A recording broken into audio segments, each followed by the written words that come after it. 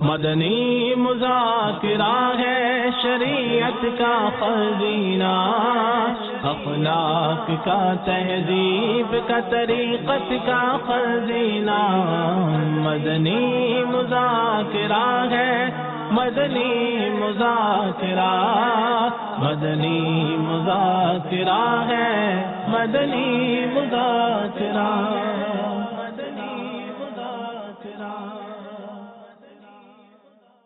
الحمد للہ رب العالمین والصلاة والسلام علی سید المرسلین، اما بعد فاعوذ باللہ من الشیطان الرجیم، بسم اللہ الرحمن الرحیم۔ الصلاة والسلام علیک یا رسول اللہ وعلی آلک واصحابک یا حبیب اللہ۔ الصلاة والسلام علیک یا نبی اللہ وعلی آلک واصحابک یا نور اللہ۔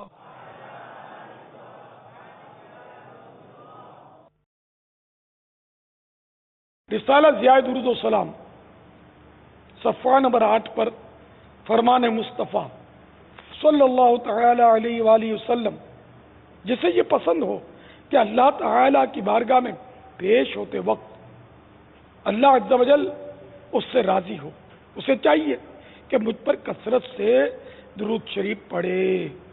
صلو علی الحبیب صلی اللہ تعالی علی محمد۔ آج 1437 ہجری کے رمضان المبارک کی 8ویں شب آ پہنچی۔ گزشتہ پیر شریف اس وقت چاند کی خوشیاں تھی کہ چاند نظر آ گیا، دیکھتے ہی دیکھتے ایک ہفتہ گزر گیا۔ عشر رحمت کے فقط اب 2 دن رہ گئے، کل 8واں روزہ، 9واں 10واں، تین روزے رہ گئے۔ اللہ تعالی ہمیں اپنی رحمت سے حصہ وافر عطا فرمائے۔ صلو علی الحبیب صلی اللہ تعالی علی محمد۔ عالمی مدنی مرکز فیضان مدینہ میں بے شمار معتکفین ہیں۔ مدنی مذاکرے کا سلسلہ ہے، اچھی اچھی نیتوں کے ساتھ شریک رہیے، ثواب بھی ملے، تاکہ ثواب بھی ملے۔ مثلا یہ نیت کر لیجئے کہ میں اول تاخیر شریک رہتے ہوئے علم دین حاصل کروں گا، اس میں آنے والی رکاوٹ دور رکھوں گا۔ جیسے موبائل فون یہ رکاوٹ بن جاتا ہے، اکثر بن جاتا ہے کہ وہ دیکھنے کو جی چاہتا رہتا ہے، دیکھیں، پھر دیکھے گا تو بعض پھر اٹھ کے چل پڑتے ہیں جواب دینے کے لیے یا فون کرنے کے لیے۔ یہ تو بہت سو نے اس کے ہو سکتا ہے نظارے کیے ہوں، خود انہوں نے ایسا کیا ہوگا۔ تو علم دین میں رکاوٹ تو پڑی نا، جب فون نہیں تھا تب کیا تھا؟ تو اس لیے نہ اس کو چیک کریں کہ کس کس کی مس کال ہے یا SMS آیا ہے یا کچھ بھی نہیں، اس کو مطلب بالکل سائلنٹ پہ رکھتے ہیں، وہ بھول جائیں، بند کر دیں اس کو، تو انشاءاللہ آپ کو فائدہ ہوگا اس کا۔ اسی طرح اگر اسکرین پر اپنے آپ کو دیکھ لیں تو نگاہیں نیچے کر لیں۔ سمجھدار اسلامی بھائی دیکھتا ہوں میں یوں کرتے نگاہ نیچے، اور جو بیچارے بعض اب سمجھدار کا الٹ کہوں کیا کہوں تو یوں ایکشنیں کرتے ہیں، داڑھی سے لاتے ہیں اور کچھ نہ کچھ کرتے رہتے ہیں۔ ایسا نہ کریں، دنیا آپ کو دیکھ رہی ہوتی کہ کس طرح کا آدمی ہے، تو آپ نگاہ نیچے کر لیں تو انشاءاللہ اس سے آپ کو فائدہ ہوگا۔ جو کہا جا رہا ہے تو امید ہے وہ کچھ نہ کچھ سمجھ آ جائے گا، ورنہ تو یہ ایکشن میں لگے رہیں گے تو شاید سمجھ نہیں آئے گا، پھر اسکرین سے آپ ہٹ جائیں گے تو آپ کو حسرت ہوگی کہ ارے تو گیا، اب کب آؤں گا، پھر ڈھونڈیں گے۔ اس انتظار میں آپ کا یہ وقت جو ہے نا یہ ضائع ہوگا۔ صلو علی الحبیب صلی اللہ تعالی علی محمد۔ دیکھیں یہ مدنی پھول، یہ ہمارے کوٹلی کشمیر پاک گلاری کابینہ اور خانپور ضلع رحیم یار خان پنجاب پاکستان پاک خورشیدی کابینہ، یہ دونوں کے لیے بھی ہیں۔ یہ بھی آنکھیں پھاڑ پھاڑ کے دیکھتے ہیں جب اسکرین پر آتے ہیں نا، اور جو ابھی دیکھنے میں مشغول ہوگا نا، اس کو میرے مدنی پھول سمجھ میں بھی نہیں آ رہے ہوں گے، یہ اس کے سر سے گزر رہے ہوں گے۔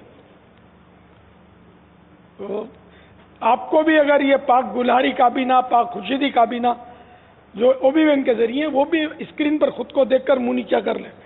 ان کو یوں ہوگا کہ ہم تو بہت دور ہیں، ہم کو کون دیکھتا ہوگا، آپ لوگوں کو بھی میں دیکھ رہا ہوتا ہوں اسکرین پر. ایکشن ایکسیکٹ کرتے ہیں. صلو علی الحبیب صلی اللہ تعالی علی محمد. نماز ایک ایسی عبادت ہے جس کا حکم قرآن پاک میں جا بجا آیا ہے، اور کہا جاتا ہے کہ نماز خشوع خضوع کے ساتھ پڑھیں، لیکن بسا اوقات نماز پڑھتے وقت عموماً چھوٹے بچے قریب آ جاتے ہیں، جیسا کہ آپ اس ویڈیو میں دیکھ رہے ہیں. کبھی گود میں بیٹھ جاتے ہیں تو کبھی پیٹھ پر چڑھ جاتے ہیں. ایسے میں مشکل تو ہوتی ہے کہ نماز مکمل کریں. اگر ہم اس حالت میں درمیان میں نماز توڑ دیں تو کیا یہ صحیح ہے؟ اور بچہ تو بچہ ہوتا ہے، اسے کیا معلوم کہ ہم کیا کر رہے ہیں؟ ایسے میں ہمارا بچے کے ساتھ کیا انداز ہونا چاہیے؟ یہ تو پورا مبالغہ ہے اس میں، تو صحیح کا ایسا بچہ تو کوئی ہوگا اوریجنل سین. یہ اتفاق ہوا ہوگا، بچے نے وہ اپنا کام کر دکھایا باپ کو غافل پا کر. اب اس میں نماز ہر صورت میں توڑنے کی تو ضرورت نہیں ہوتی کہ بچہ اگر چڑھ گیا تو نماز اس سے ٹوٹے گی نہیں.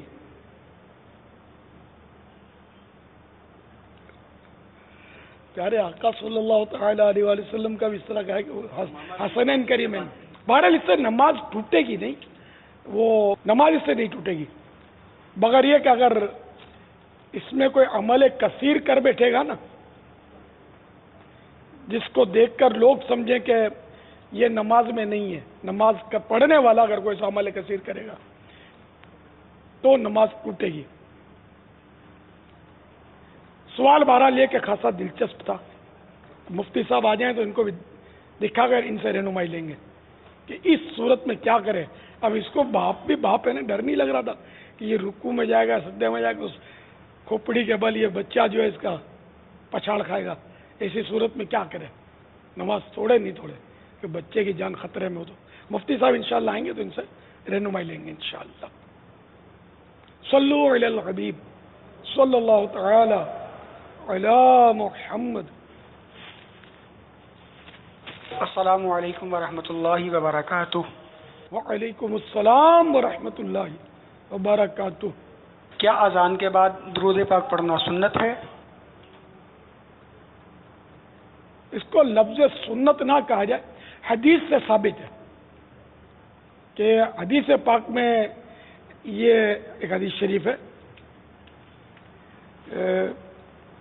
حضرت سیدنا عبداللہ بن عمرو بن عاص رضی اللہ تعالی عنہما سے مروی ہے، صاحب الوسیلہ صلی اللہ تعالی علیہ وآلہ وسلم نے ارشاد فرمایا، جب تم مؤذن کو سنو تو تم بھی اسی طرح کہو جو وہ کہہ رہا ہے، پھر مجھ پر درود بھیجو.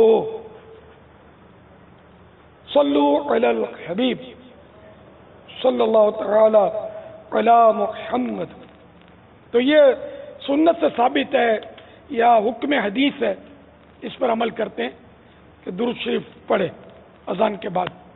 اور وسیلہ وہی جو اللہم رب ہذہ پڑھتے ہم دعا، تو یہ وسیلے کی دعا ہے. واللہ تعالی اعلم ورسولہ اعلم عز وجل وصلی اللہ تعالی علیہ وآلہ وسلم. صلو علی الحبیب صلی اللہ تعالی علی محمد. میرا تعلق لاہور شہر پنجاب سے ہے. میرا بابا جان کی بارگاہ میں سوال یہ ہے کہ میں بابا جان سے یہ پوچھنا چاہتا ہوں کہ نماز کے دوران جب ہم اتحیات کی صورت میں بیٹھے ہوں اور گھر کی پالتو بلی آ کر ہماری گود میں بیٹھ جائے تو کیا ایسی صورت میں نماز ہماری رہے گی یا نماز ٹوٹ جائے گی؟ مہربانی فرما کے اس کا جواب عنایت فرمائیں. نماز ہو جائے گی جب تک یہ یقینی معلومات نہ ہو کہ بلی ناپاک ہے. بلی میں اگر ایسی نجاست ہے تو نماز پر اثر پڑے گا، اور صرف وہم سے شبے سے نماز پر اثر نہیں پڑے گا. واللہ تعالی اعلم ورسولہ اعلم عز وجل وصلی اللہ تعالی علیہ وآلہ وسلم. صلو علی الحبیب صلی اللہ تعالی علی محمد۔ حضرت صاحب یہ مسجد نبوی شریف زادہ اللہ شرفن و تعظیمہ کی قبلہ رخ دیوار پر پیارے آقا میٹھے مصطفیٰ صلی اللہ تعالی علیہ وآلہ وسلم کے اسماء مقدس تحریر ہیں۔ ان میں ایک نام صاحب الوسیلہ صلی اللہ تعالی علیہ وآلہ وسلم بھی لکھا ہوا ہے۔ کچھ لوگ کہتے ہیں کہ اس وقت میں حضرت محمد صلی اللہ تعالی علیہ وآلہ وسلم کا بھی وسیلہ نہیں مانگنا چاہیے، تو یہ آپ ارشاد فرمائیے کہ یہ صاحب الوسیلہ جو لکھا ہوا ہے پیارے آقا میٹھے مصطفیٰ صلی اللہ تعالی علیہ وآلہ وسلم کا نام مبارک، اس کے کیا معنی ہیں اور کیا نبی پاک صلی اللہ تعالی علیہ وآلہ وسلم کا وسیلہ مانگنا چاہیے؟ کچھ مدنی پھول ارشاد فرمائیے۔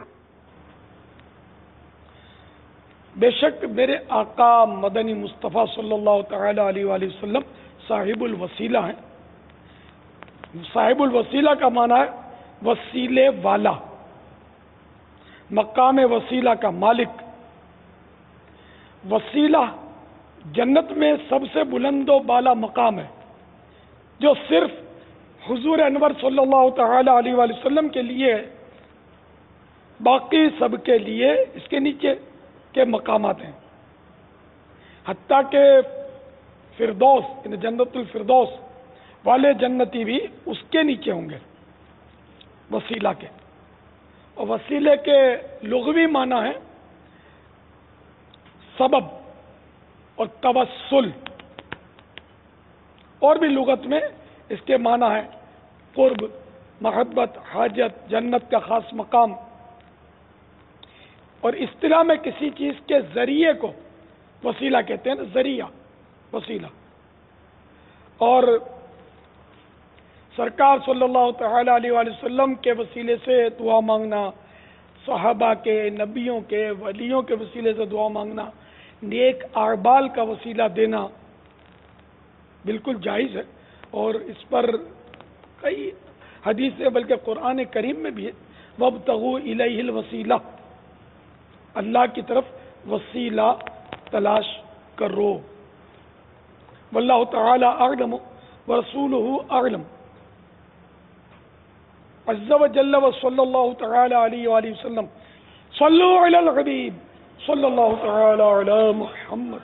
چلیے وہ مدنی منا کندھے سوار، نماز میں سواری کرنے والا مدنی منا، وہ دکھا دیجئے، آپ کو دکھاتے ہیں، بس ہنسی دبا کر دیکھنا ہے۔ عموماً چھوٹے بچے قریب آ جاتے ہیں، جیسا کہ آپ اس ویڈیو میں دیکھ رہے ہیں، کبھی گود میں بیٹھ جاتے ہیں تو کبھی پیٹھ پر چڑھ جاتے ہیں۔ ایسے میں مشکل تو ہوتی ہے کہ نماز مکمل کریں۔ اگر ہم اس حالت میں درمیان میں نماز توڑ دیں تو کیا یہ صحیح ہے؟ اور بچہ تو بچہ ہوتا ہے، اسے کیا معلوم کہ ہم کیا کر رہے ہیں؟ ایسے میں ہمارا بچے کے ساتھ کیا انداز ہونا چاہیے؟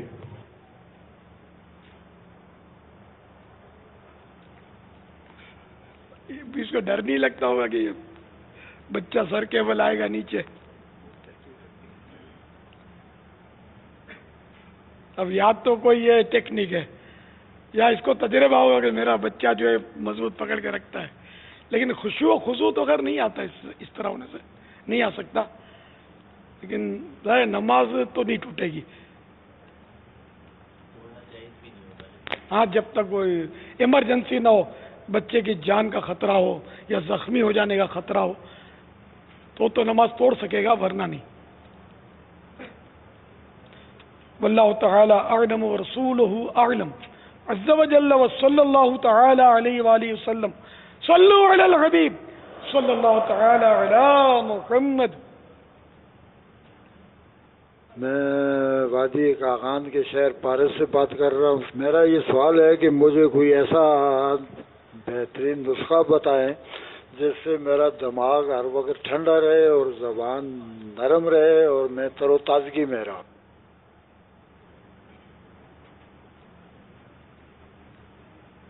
دماغ ٹھنڈا رہے، زبان نرم رہے اور تر و تازگی، فریش۔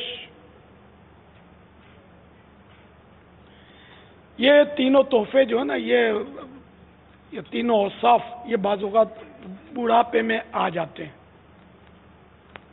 کہ دماغ بھی گرم رہتا ہے، بات بات پہ غصہ آ جاتا ہے بزرگوں کو، اور زبان نرم، غصے میں زبان نرم رہنا ظاہر ہے کہ دشوار ہوتا ہے، دماغ بھی گرم تو زبان بھی گرم، اور تر و تازگی اب بوڑھاپے میں کہاں سے لائیں گے؟ وہ بھی آپ بوڑھے سے پوچھ رہے ہیں، وہ جوان ہوتا تو شاید یہ سمجھتا میں تو تر و تازہ ہوں۔ تو بوڑھا جوانی کے سپنے دیکھنا چھوڑ دے، اب وہ تر و تازہ نہیں ہو سکتا، بڑھاپے کا کوئی علاج ہی نہیں ہے۔ البتہ غصہ تو بوڑھوں کو آتا ہے، بعض اوقات تو مجھے بھی آتا ہے، لیکن ایک مدنی ماحول کی برکت ہے کہ غصہ آنا یہ تو اپنے اختیار میں نہیں ہوتا، لیکن بندہ جو ہے نا اس کو کنٹرول کرے گا تو ثواب پائے گا۔ تو یوں بوڑھوں کو ثواب کمانے کے بہت سارے مواقع غصے کی وجہ سے مل سکتے ہیں، کہ جیسے غصہ ہے صبر کرے، اعوذ باللہ من الشیطان الرجیم پڑھ لے، خاموش ہو جائے، بول لے نہیں اس وقت، آنکھیں بھی نہیں نکالے، اشاروں سے بھی وہ سامنے والے پر برسے نہیں، بس نارمل ہو جائے، وہاں سے ہٹ جائے تو بھی غصہ بعض اوقات وہ ختم ہو جائے گا۔ زمین پر بیٹھ جائے، کھڑا تھا تو زمین سے چپٹ جائے، یہ بھی غصے کے علاج ہیں، وضو کر لے تب بھی غصہ انشاءاللہ دور ہوگا۔ تو اس طرح غصے کا علاج کرے، غصہ ختم نہیں ہو سکتا، یہ تو غصہ تو ایک دن کے بچے کو بھی آتا ہے، غصہ سب کو آتا ہے، ختم نہیں ہو سکتا، اور یہ ہے ختم ہونے والی چیز ہی نہیں ہے، لیکن اس کا غلط استعمال نہ ہو۔ جیسے عوام بولتے ہیں غصہ حرام ہے، تو یہ عوام کی غلطی ہے، غصہ حرام نہیں ہے، خود بخود آ جاتا ہے۔ اب اگر گناہ کے ذریعے غصے کو ٹھنڈا کیا تو اب جیسا گناہ ویسی اس کی تباہ کاری۔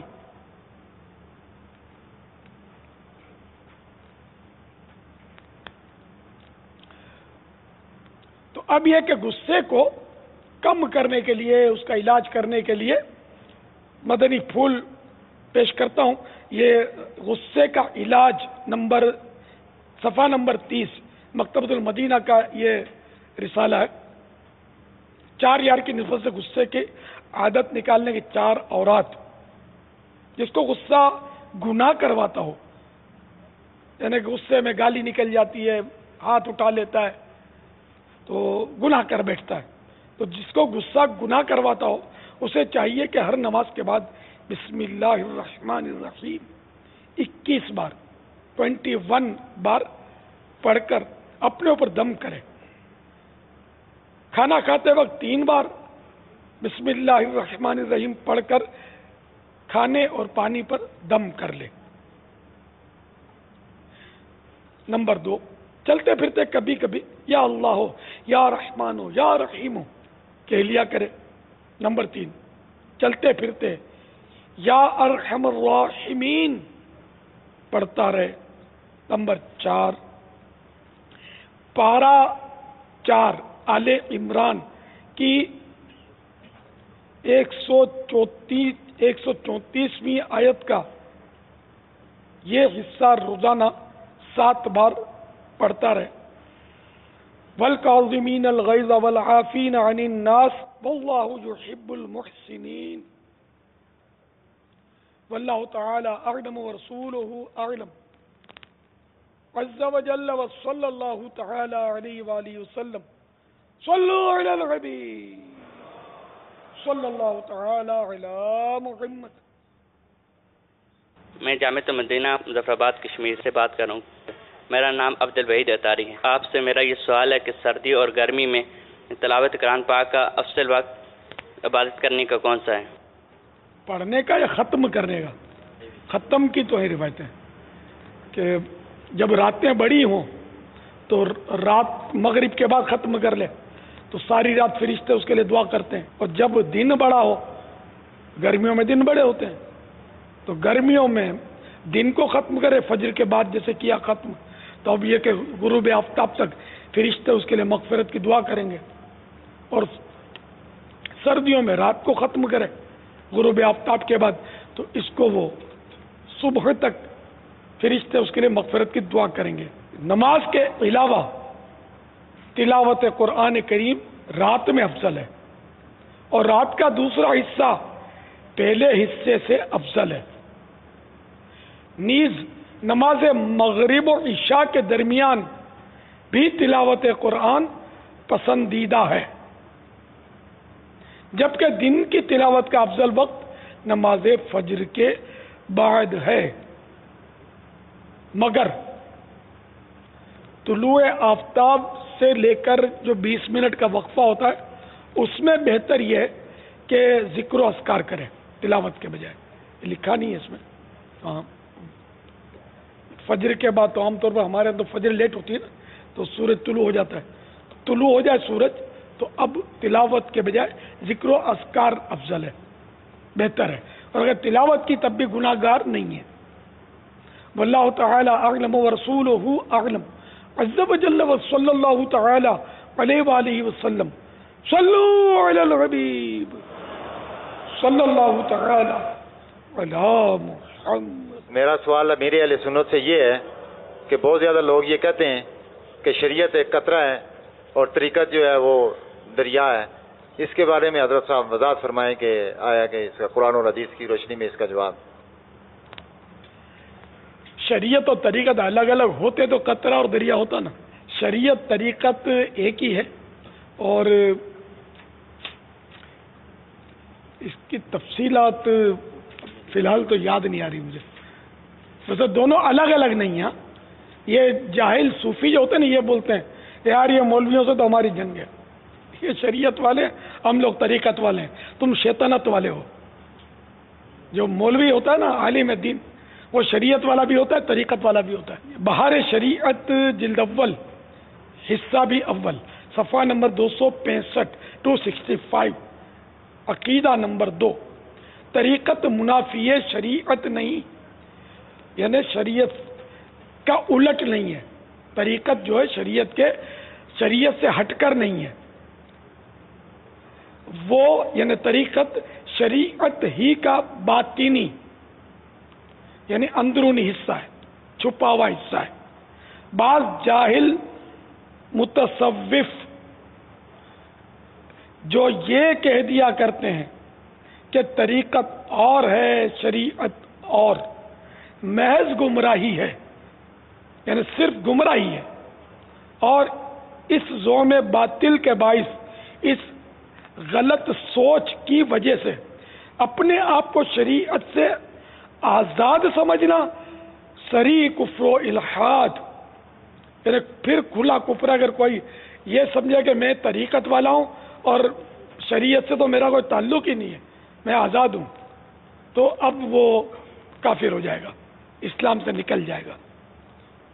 بعض ایسے پائے جاتے ہیں نماز نہیں پڑھتے کہ یہ تو شریعت ہے، ہم تو یہ پار کر چکے ہیں، یہ منزل ہم طریقت میں، یہ گھس گئے ہوتے ہیں شیطنت میں اور سمجھتے ہوتے طریقت یہ ہے ہی نہیں، طریقت پوری شریعت میں ہی ہے، شریعت سے ایک بال برابر بھی اگر ہٹی تو وہ طریقت نہیں ہے، وہ شیطنت ہے، اور ہم الحمدللہ اہل طریقت ہیں، اہل شیطنت نہیں ہیں، یہ ذہن میں رکھنا۔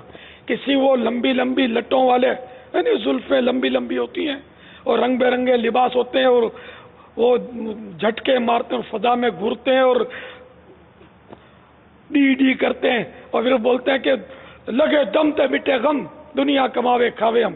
ایسوں کے لفڑے میں پڑھنا نہیں ہے، نہیں تو ایمان چلا جائے گا، پتہ بھی نہیں چلے گا، بھلے ظاہری طور پر کوئی فائدہ ہو جائے یا کوئی شعبدہ دکھا دے، وہ یا بیماری کا علاج ہو جائے یا جن اتر جائے، بھلے یہ تو علاج تو غیر مسلم بھی کرتے ہیں، جن اتار دیتے ہیں، بالکل جن اتارتے ہیں، جادو کا علاج کرتے ہیں، بیماریوں کا علاج کرتے ہیں، دل نکال کے رکھ دیتے ہیں، آنکھیں بدلی کر کے اندھے کو آنکھیں دے دیتے ہیں ڈاکٹر لوگ، بہت سارے علاج نکلے۔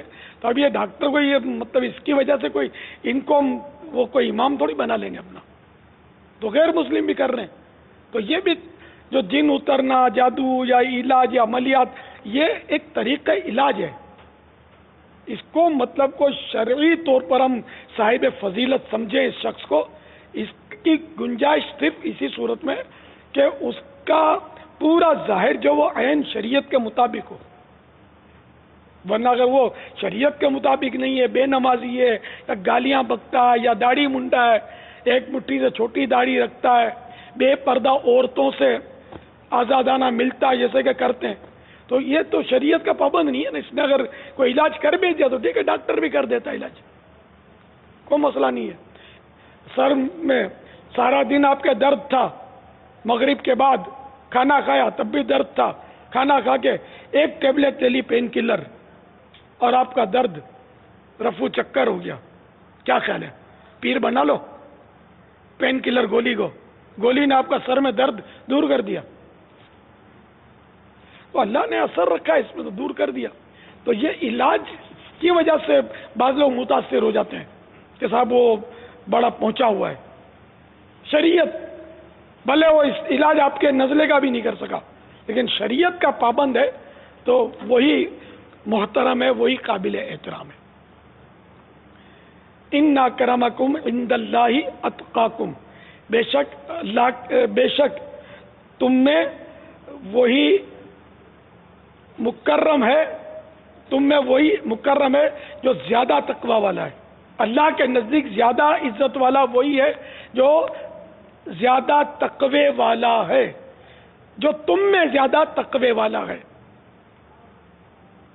تو تقوی، پرہیزگاری، یہ معیار ہے فضیلت کا کہ اسلام پر کتنا عمل کرتا ہے، سنتوں پر کتنا عمل کرتا ہے، شریعت کا کتنا پابند ہے. اسی پر بس آپ ڈن کر لیں، کسی کے کر میں مت آنا، ورنہ کئی سائیں بھائی یہ ایسا یہاں آتے جاتے ہیں بیچارے، پھر وہ بھٹک جاتے ہیں کہ یار وہ چلے کے چکر میں پڑ جاتے ہیں، کوئی دل جاری کرنے کے وہ چکر میں آ جاتے ہیں اور بیچارے آگے پیچھے ہو جاتے ہیں، کوئی موکل کے چکر میں آ جاتے ہیں، مجھے موکل چاہیے، تو وہ کسی بابے کے ہتھے چڑھ جاتے ہیں. یہ نہیں سوچتے کہ کیا صحابہ کرام نے اس انداز پہ دل جاری کیا. پیارے آقا صلی اللہ تعالی علیہ وآلہ وسلم سے ثابت، کیا غوث پاک نے دل اس طرح جاری کیے جس طرح آج کل ایک ٹرینڈ چلا ہوا ہے دل جاری کرنے کا؟ کیا سرکار اعلی حضرت کی کتابوں سے، فتح رضویہ شریف سے ایسا کچھ ملتا ہے؟ تو یہ کہ اس انداز میں جو دل جاری کرتے ہیں، گوشت ہلاتے ہیں، کندھے جاری کرتے ہیں، ادھر کی بوٹی پھڑکاتے ہیں، یار یہ تو پہلوان بھی کرتے ہیں، پریکٹس کرتے ہیں پہلوان. آپ نے دیکھیں گے یوں کر کے یوں باڈی ہلائیں گے، ادھر سے سینہ نکالیں گے، یوں باڈی ہلائیں گے، کمر دکھاتے ہیں اور باڈی ہلاتے ہیں. یہاں ہو سکتا ہے کوئی باڈی بلڈر ہوں گے تو کم از کم وہ میری تائید کریں گے کہ صحیح بولتا ہے. تو یہ میں نے دیکھا ہے دل جاری کرنے والوں کو.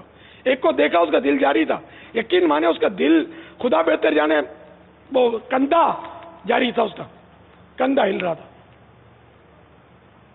میں نے دیکھا. تو دل تو سب کا جاری ہے یار، دل کس کا جاری نہیں ہے؟ کوئی ہاتھ تو اٹھائے. دل بند ہو جائے گا تو پھر وہ ڈیڈ باڈی، حرکت قلب بند ہو جائے تو ڈیڈ باڈی ہے نا. تو ہر مسلمان کا دل تو ان معنوں پر بھی جاری ہے کہ اس دل میں اسلام ہے، اس دل میں دین ہے، اس دل میں اللہ اور رسول کی محبت ہے. دل جاری ہے الحمدللہ. دعوت اسلامی والوں کا تو رواں رواں جاری ہے، یہ پورا چہرہ جاری ہے نا. ایک مٹھی داڑھی الحمدللہ جگمگا رہی ہے، سر جاری ہے، سب سبز امامہ سجا ہوا ہے، آقا کی سنت ہے. یہ کندھا ہلانا کس کی سنت ہے بھائی؟ دل جاری ہے اس کا. ایک جاری شاہ کے پاس مجھے کوئی لے گیا، میں تو متاثر نہیں ہوا، مجھ پر تو اعلی حضرت کا فیض جاری ہو چکا تھا. تو وہ گھر کے باہر نکلا، بنیان چست پہنا تھا اس نے، وہ زلف کی لٹ یہاں رکھی ہوئی تھی لیفٹ چیسٹ پر، الٹے سینے پر، اور وہ زلف جو تھی وہ پھڑک رہی تھی. میں تو سمجھ گیا یہ اپنے کو متاثر کرنے کے لیے اس لباس میں نکلا ہے باہر، چست بنیان، چیمانی، پھر اتنی بڑی زلف. تو میں نے تو پڑھا ہوا تھا کہ یہ تو حرام ہے کہ مرد کے بال جو ہیں وہ تو کندھوں سے زیادہ چھو جانا، یہ سنت سے ثابت، اور کندھوں کے نیچے عورتوں کی مشابہت کی وجہ سے تو حرام ہے. فتح رضویہ میں لکھا ہے، باہر شریعت میں ناجائز لکھا ہے. تو جو کندھوں سے نیچے بال جاتے ہیں یہ تو ہیں ہی حرام. تو اب یہ جس کا یہ بالکل یہ علل اعلان حرام کیے ہوئے، اب یہ اس کا دل جو یوں پھڑک رہا ہے، تو یہ اللہ بہتر جانے کیا ہے. دل تو ہمارا بھی ہل رہا ہے، سبھی کا ہل رہا ہے، لیکن یہ گوشت ہلنا، اس کو اگر دل جاری کرنا کہتے ہو تو ٹھیک ہے، تو گوشت جاری ہے اس کا، اور کیا، دل تو سبھی کا جاری ہے ان مانو کر کہ وہ تو ہل ہی رہا ہے. واللہ تعالی اعلم ورسولہ اعلم عز وجل وصلی اللہ تعالی علیہ وآلہ وسلم. تو بہرحال اے عاشقان رسول، اگر جینے کی خواہش ہے تو کچھ پہچان پیدا کر. لباس خضر میں یہاں سینکڑوں راہزن بھی پھرتے ہیں. اگر جینے کی خواہش ہے تو کچھ پہچان پیدا کر. کہیں اس طرح کے عملیات کے چکروں میں اپنا ایمان مت دے بیٹھنا. بس میرے آقا اعلی حضرت رحمت اللہ تعالی علیہ کا دامن تھام لے. مولانا امام احمد رضا خان کہ ان کے اقوال، ان کے افعال، ان کے ارشادات یہ سب قرآن و حدیث کے مطابق ہیں. ان کے فتاوا قرآن و حدیث کے مطابق ہیں. آنکھیں بند کر کے میرے آقا اعلی حضرت کے پیچھے چلتے رہیں گے، انشاءاللہ یہ ہمیں جنت ہی میں لے جائیں گے، کیونکہ ہم رسول اللہ کے، جنت رسول اللہ کی. باغ جنت میں محمد مسکراتے جائیں گے، پھول رحمت کے جھڑیں گے، ہم اٹھاتے جائیں گے انشاءاللہ عز و جل. بنا دے مجھے کدھر کا، بنا دے ہمیں کدھر کا، بنا دے. میں ہر دم رہوں با وفایا الہی، میں ہر دم رہوں با وفایا الہی. یہ ایک فتح رضویہ شریف کا بہت پیارا وہ لے کر آئے سائیں بھائی. جلد 21 پیج نمبر 538، جلد نمبر 21 فتح رضویہ شریف. حضرت سید الطائفہ جنید بغدادی رضی اللہ تعالی عنہ سے عرض کی گئی، کچھ لوگ زوم کرتے ہیں، اپنے خیال میں سمجھتے ہیں کہ احکام شریعت تو احکام شریعت وصول کا وسیلہ تھے اور ہم واصل ہو گئے، اب ہمیں شریعت کی کیا حاجت. یعنی شریعت کے جو احکام ہیں وہ تو پہنچانے کے لیے تھے، وصل یعنی قرب کی منزل تک اللہ کے قریب کرنے کا ذریعہ تھے، تو ہم تو پہنچ گئے، اب ہمیں شریعت کی کیا ضرورت. تو سیدنا جنید بغدادی علیہ رحمۃ اللہ الہادی نے فرمایا، سچ کہتے ہیں واصل ضرور ہوئے. کہاں تک؟ جہنم تک. یعنی ایسے لوگ ضرور قریب ہو گئے، لیکن کس تک؟ اللہ تک نہیں، وہ جہنم تک قریب ہو گئے. پھر فرماتے ہیں چور اور زانی ایسے عقیدے والوں سے تو بہتر ہے. اگر 1000 برس میں جیوں تو فرائض و واجبات تو بڑی چیزیں، جو نوافل و مستحبات مقرر کر لیے ہیں بے عذر شرعی، ان میں سے کچھ کم نہ کروں. تو یہ ہے قابل تعظیم کہ جو عبادت کی بات کرتے ہیں، جو قرآن کی بات کرتے ہیں، جو نماز کی بات کرتے ہیں، جو تلاوت کی بات کرتے ہیں، جو نفلوں کی بات کرتے ہیں، فرائض کی، واجبات کی بات کرتے ہیں. باقی اب وہ ڈی کر کے پہنچنے والے پہنچتے ضرور ہیں شیطان تک، جہنم تک. ہم آقا کے قدموں سے لپٹ کر انشاءاللہ ان کے رب تک پہنچیں گے، آقا کے رب تک، انہی کے کرم سے کہ ہم وسیلے والے ہیں. آقا پہنچائیں گے، ہمیں جنت میں پہنچائیں گے انشاءاللہ. صلو علی الحبیب صلی اللہ تعالی علی محمد. جواب دیجئے. یہ میری برادری کا پہلا سوال. میری برادری کو اس میں شاید تجربہ ہو، یعنی 50 سال سے لے کر اوپر تک، جہاں تک نماز جنازہ میں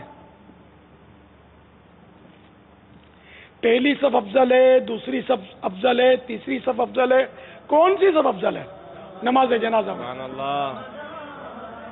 بزرگوں کو بتانے کا کسی کو نہیں آئی، اب بتانا نہیں ہے، اور پڑھ کر دیکھ کر ٹیبلٹ پی سی یہ وہ کسی ذریعے سے پتہ چل گیا تو آپ نے نہ جواب دینا ہے نہ ہمارا تحفہ لینا ہے، ورنہ ظاہر یہ دھوکہ ہوگا. امتحان میں نقل کرنا جرم ہے. پابا جان السلام علیکم. وعلیکم السلام ورحمۃ اللہ وبرکاتہ. حضور والا میرا نام غلام فرید اتاری ہے.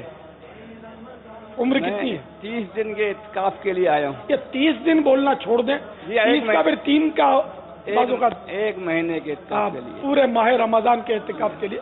ماہ رمضان تو بیٹا آپ کی سرکار عمر کتنی ہے؟ عمر تقریباً 60 سال ہے. 60 تقریباً. تو حضور والا یہ جو آپ نے بتایا ہے نا جنازے کی کون سی صف بہتر ہے؟ آخری صف پہ. جواب درست ہے. ہمارے ان بزرگ کو جو ہے وہ مقدس پانیوں کا مجموعہ وہ انشاءاللہ ان کو پیش کیا جائے گا. رمضان آ گیا ہے، توبہ کا دن کھلا ہے. رمضان آ گیا ہے، توبہ کا دن کھلا. چلیے ابھی ہماری مدنی شخصیات جن میں علماء طلباء بھی شامل ہیں. یہ پیچھے جو ہیں وہ اوپر جو ہوتے ہیں ان سے پوچھا جائے گا. کیا کروں گا؟ چلو اوپر والوں کو پوچھتے ہیں. پہلے ان کو موقع دیا. مدنی شخصیات. آقا کے صدقے کرم ہوگا تو جنت میں چلیں گے. یہ تو بتائیے جنتی درختوں کے تنے کس چیز کے ہوں گے؟ کون سی لکڑی کے ہوں گے؟ کس چیز کے ہوں گے؟ شخصیات، مدنی شخصیات ٹھنڈے.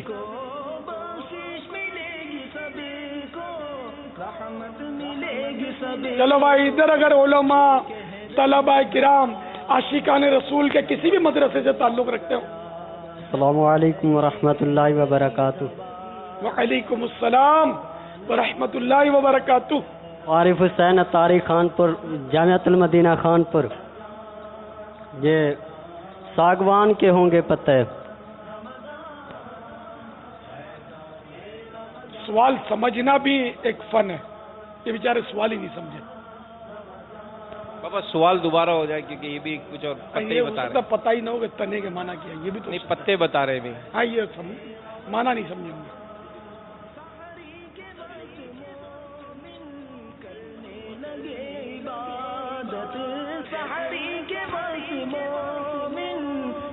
السلام علیکم وعلیکم السلام ورحمۃ اللہ وبرکاتہ. جامعۃ المدینہ صادق آباد سے محمد شعبان اتاری. ایود کی لکڑیاں. کائے کی؟ ایود. ایود کائے کی لکڑی؟ ایود کی لکڑیاں. مائک پر ذرا منہ رکھ کے. اود کی لکڑیاں. اچھا اب دوسرا لے لیا، پہلے کچھ پیوت کر رہے تھے. ان کو مدنی تربیت گاہ پہ رکھ لو نا. یہیں پر آئے جواب دینے کے. یہ بٹھا لیتے ہیں آپ. بٹھاؤ ان کو یہاں بعد میں. سونے کی ہوں گی. ورحمۃ اللہ وبرکاتہ. وعلیکم السلام ورحمۃ اللہ وبرکاتہ. جنتی درختوں کے جو تنے ہوں گے وہ سونے کے ہوں گے. جواب درست ہے. سبحان اللہ. یہ تنے کو انگلش میں ٹرنک. ہاں وہ ٹری، جنتی ٹری کے ٹرنک گولڈ کے ہوں گے، سبحان اللہ. سونے کے ہوں گے. ہمارے ان اسلام بھائی کو انشاءاللہ 1200 روپے کا مدنی چیک پیش کیا جائے گا. سبحان اللہ. چلو عوام کے لیے بھی ایک سوال کر لوں. مرحبا. مدنی سوٹ دیا جائے گا چاہے بابا اس سوال کے جواب میں انشاءاللہ. بہت آسان آتے رہتے ہیں، ان کے لیے تو آسان ہوگا جو مطالعہ کرتے ہیں. عوام میں بھی ایک سے ایک پڑھے لکھے دینی طور پر ہوتے ہیں.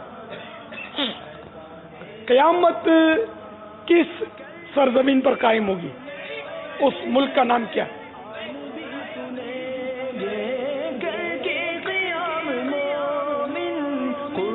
पाकिस्तान, हिंदुस्तान, मदीना, दीवाने तो मदीने के हैं ना, कहाँ कायम होगी क़यामत? मैदान अरफात तो क़यामत का मंजर उसे पेश करता है 9 ज़ुल्हिज्जा को। अरफात देखो, ये कहीं मैंने बता तो नहीं दिया ना, बताया नहीं है ना अभी, आप देख लें। अब मैंने कुछ नाम लिए, लेकिन सब सही नाम लिए जरूरी नहीं है, जवाब तो आपसे लेंगे। अस्सलामु अलैकुम वरहमतुल्लाहि वबरकातुहू। वालेकुम अस्सलाम वरहमतुल्लाहि वबरकातुहू। मुल्क शाम के अंदर जवाब दुरुस्त है। हमारे इन इस्लाम भाई को मदनी सूट, इमामा शरीफ, टोपी, सरबन, क्या ही अच्छा हो कि हाथों हाथ नीयतें भी पेश हो जाएं, जुल्फे बढ़ाने की, मदनी हुलिया सजाने की।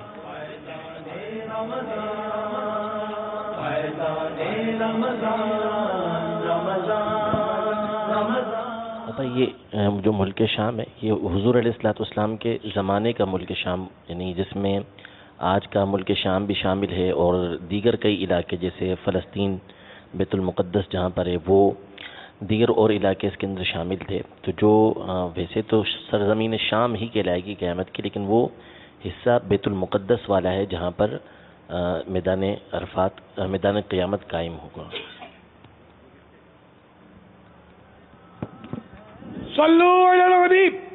सल्लल्लाहु ताला अला मुहम्मद। आज मदनी चैनल के नाजरीन से 3 सवालात किए गए हैं, निगरान शुरा ने 3 सवालात किए हैं और उनके नाम भी बताने हैं, और जो नंबर हमें आ चुके होंगे, कल से ये तरकीब होगी कि अमीर अहले सुन्नत जब तशरीफ़ लाएंगे तो उसके 12 मिनट तक के बाद हम वो नाम जो आएंगे बाद में, तो वो हम नहीं लेंगे। लेकिन चले, आज पहला दिन था तो यूँ मजलिस ने रियायत रखी है कि अब तक जो नाम आ चुके हैं उनकी इंशाअल्लाह कुरान-दाज़ी में हम शामिल कर रहे हैं, और उनके नामों को में से भी एक नाम जो है वो निकाला जाएगा, और बकिया जो दिन हैं इनमें कुरान-दाज़ी की जाएगी। 11वीं शब को मदनी चैनल के नाजरीन में से भी जो नाम होंगे उनमें उम्रे का टिकट पेश किया जाएगा, और ये हर अशरे का होगा। इसी तरह रोज़ाना नाम निकाले जाएंगे 21वीं शब को भी इंशाअल्लाह, और आखिरी अशरे में भी इसी तरह तरकीब बनाई जाएगी। मोहम्मद काशिफ अतारी, मरकजुल औलिया। मेरा अमीर अहले सुन्नत की बारगाह में सवाल है कि प्यारे पापा जान, तरावीह की नमाज अदा करते हुए बाद लोग बैठे रहते हैं, जब इमाम साहब रुकू में जाते हैं तो वो भागकर जल्दी से रुकू में चले जाते हैं, उनका ऐसा करना कैसा? बराए मेहरबानी जवाब अरशाद फरमा दें। बहार शरीयत में इस अंदाज को मुनाफिकीन का अंदाज लिखा है कि वो फिर आयत में लिखिए, इज़ा कामू इला सलाती कामू कुसाला, जब नमाज के लिए खड़े हों तो हारे जी से। तो इसलिए वो फौरन जमात जब कायम हो तो शामिल हो जाए। इसी तरह बाज़ इस्लामी भाई भी नमाज के लिए आ रहे होते हैं तो आहिस्ता आहिस्ता आहिस्ता पहुँचते हैं, आस्तीने चढ़ाते हैं, आस्तीने तो उतारनी चाहिए, लेकिन कुछ सुस्तियाँ करते हैं। तो बेवजह ताख़ीर ना किया करें, जमात खड़ी हो गई तो फौरन उसमें शरीक हो जाया करें।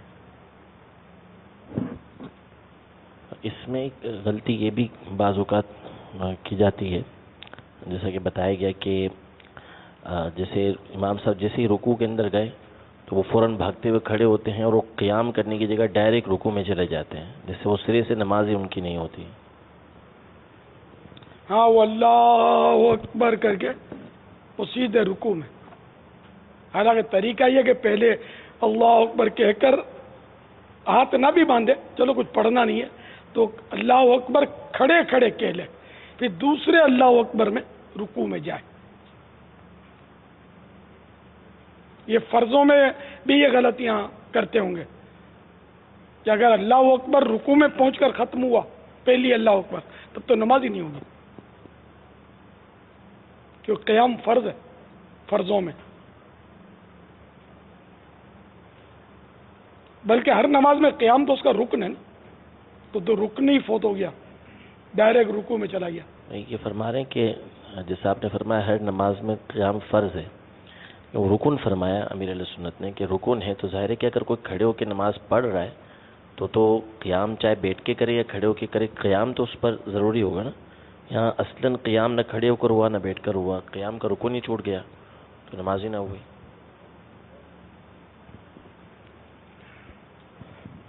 صلو علی الحبیب صلی اللہ تعالی علی محمد. السلام علیکم ورحمۃ اللہ وبرکاتہ. وعلیکم السلام ورحمۃ اللہ وبرکاتہ. اگر تراویح کی نماز جماعت سے چھوٹ جائے تو کیا اپنی اپنی پڑھ سکتے؟ جواب ارشاد فرمائیں. محمد الیاس صفاری جلال جٹا ضلع میراث سے. پیر و مرشد کی بارگاہ میں میرا یہ سوال ہے کہ امام صاحب نے 2 رکعت تراویح کی نیت کی، بھولے سے تیسری رکعت میں کھڑے ہو گئے، مقتدیوں نے لقمہ دیا، امام صاحب واپس نہ آئے بلکہ مزید 2 رکعت پڑھ کر چوتھی رکعت کی اتحیات میں سلام پھیر دیا. کیا اس صورت میں 4 رکعت تراویح ہوئی یا کہ امام صاحب کو کیا کرنا چاہیے تھا؟ میں محمد الیاس کانپور سے بات کر رہا ہوں. میرا امیر اہل سنت سے سوال یہ ہے کہ میرا قسطوں پہ کام ہے اور بعض اوقات کوئی کسٹمر ایسے ہیں جو قسطوں پہ چیز لے جاتے ہیں اور پیسے بہت لیٹ دیتے ہیں. ویسے میں جرمانہ وغیرہ نہیں لیتا اور بعض اوقات ایسے ہے کہ ان سے یہ ایگریمنٹ کر لیتا ہوں کہ اگر آپ نے قسطیں لیٹ کی تو اتنا جرمانہ ہوگا. لیتا نہیں ہوں، صرف ان سے یہ ایگریمنٹ کرتا ہوں. ایسا کرنا کیسا ہے؟ پہلا سوال، آپ بے جماعت پڑھ سکتے ہیں تراویح. واللہ تعالی اعلم ورسولہ اعلم عز وجل وصلی اللہ تعالی علیہ وآلہ وسلم. دوسرا سوال تھا کہ ہاں پڑھنی تو ہے، اپنی بغیر جماعت کے لیے پڑھیں گے، پڑھنا ہوگا. سنت موقدہ نہیں پڑھیں گے بالکل تو یہ برا ہوگا. یہ تراویح کے مسائل بہار شریعت جلد اول صفحہ نمبر 693 693 مسئلہ نمبر 33. 2 رکعت پر بیٹھنا بھول گیا، کھڑا ہو گیا تو جب تک تیسری کا سجدہ نہ کیا ہو بیٹھ جائے، اور سجدہ کر لیا ہو تو 4 پوری کرے، مگر یہ 2 شمار کی جائیں گی. اور جو 2 پر بیٹھ چکا ہے، 2 پر قاعدہ کیا تھا اور پھر کھڑا ہوا تھا امام، تو یہ تراویح کی 4 رکعتیں ہوئی. اب اس میں سجدے سہو کا تذکرہ تو نہیں ہے. لقمہ دے سکتے ہیں، بیٹھنے کا حکم تو ہے کہ سجدہ کرنے سے پہلے لقمہ دے دے. سجدے کے بعد دے گا تو پھر بے محل ہوگا کہ تیسری کا سجدہ امام کر گیا، اب کوئی لقمہ دے گا تو اس کی نماز ٹوٹ جائے گی. اور اب اگر امام لقمہ لے گا تو امام کی بھی ٹوٹ جائے گی. امام کی ٹوٹے گی تو پیچھے اس کے جتنے مقتدی ہیں نماز پڑھنے والے ان سب کی ٹوٹ جائے گی. واللہ تعالی اعلم ورسولہ اعلم عز وجل وصلی اللہ تعالی علیہ وآلہ وسلم. صلو علی الحبیب صلی اللہ تعالی علی محمد. جی کہہ رہے کہ وہ لوگ دیتے نہیں ہیں تو میں جرمانہ لیتا نہیں ہوں، لیکن ان سے یہ طے کر لیتا ہوں کہ جرمانہ لوں گا. یہ تو مشہوری ہو گیا ہوگا کہ لیتا تو ہے نہیں. جرمانہ ایک ناجائز کام ہے، مالی جرمانہ لینا ناجائز کام ہے. تو اب ایک ناجائز کام کا کہنا کہ میں یہ ناجائز کام کروں گا اور پھر نہیں، تو یہ کہنا بھی تو صحیح نہیں ہے نا. اس طرح سودا کرنا جائز نہیں ہوگا. ہاں اس طرح سودا کرنا بھی جائز نہیں ہوگا. تو جتنا ایسا کیا آپ ان سے سب سے توبہ کریں. جیسے کہ بعض اوقات وہ ماں باپ دھمکیاں دیتے ہیں میں خودکشی کر لوں گا، تو یہی نہ کہ مطلب میں حرام کروں گا، گناہ کروں گا، تو یہ دھمکی نہیں دے سکتے.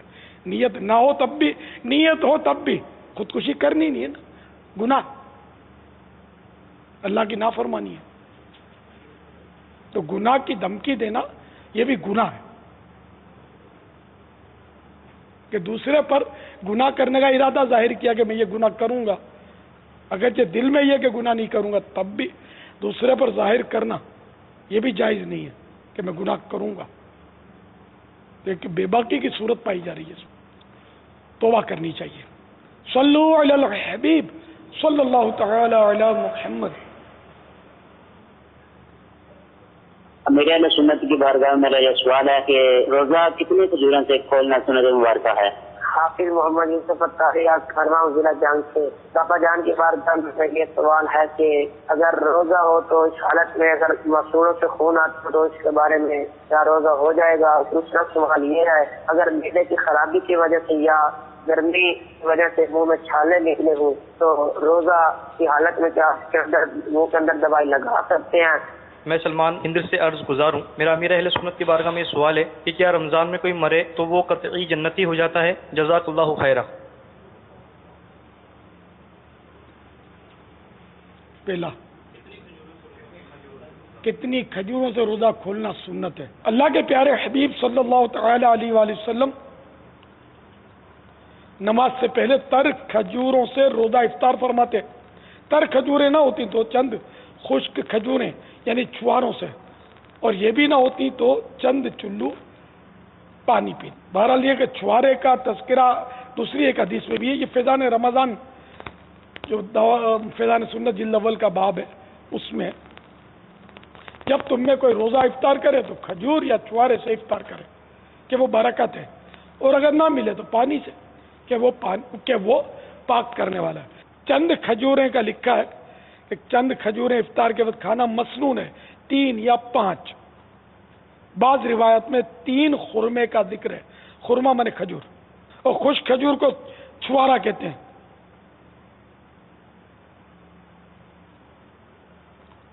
خشک چھواروں، ماشاءاللہ جزاک اللہ. ویسے طاق عدد پسند ہے، وہ حدیث ان اللہ وتر و یحب الوتر، بے شک اللہ وطر ہے اور وطر کو پسند کرتا ہے. وطر مانے طاق، 1 3 5 7، مگر اللہ ایک ہے، 3 نہیں ہے، اللہ ایک. تو جب بھی اس طرح کا کوئی کام کرے نا، کھجوریں کھائے تو 3، تو احیاء العلوم میں لکھا ہے 3 5 اس طرح، تاکہ وحدانیت کا تصور رہے. واللہ تعالی اعلم ورسولہ اعلم عز وجل وصلی اللہ تعالی علیہ وآلہ وسلم. صلو علی الحبیب صلی اللہ تعالی علیہ وسلم. رمضان میں مرنے والا قطعی جنتی تو ہم کسی کو نہیں کہہ سکتے نا. انبیاء کرام یقیناً قطعی جنتی ہیں. جن صحابہ کرام علیہم الرضوان کو اللہ کے پیارے حبیب صلی اللہ تعالی علیہ وآلہ وسلم نے اپنی ظاہری حیات میں جنت کی بشارت دی، وہ قطعی جنتی. اس کے علاوہ تمام صحابہ جنتی ہیں. دیکھو جنتی لکھا ہے، لفظ قطعی پڑھا نہیں ہے. اچھا، اور باقی جو مسلمان ہیں ان کے بارے میں حسن ظن کہ اللہ کرے کا تو جنت میں ہوں گے. ہم یقینی طور پر ہم کیا خبر دے سکتے ہیں؟ ہمارا اپنا کچھ نہیں پتا کہ ہم کہاں جائیں گے. اللہ کی رحمت سے جنت ملے گی، ہے نا. یہ کہہ سکتے ہیں اللہ کے کرم سے جنت ملے گی، محبوب کے صدقے میں جنت عطا ہوگی، شفاعت کے صدقے میں جنت ملے گی.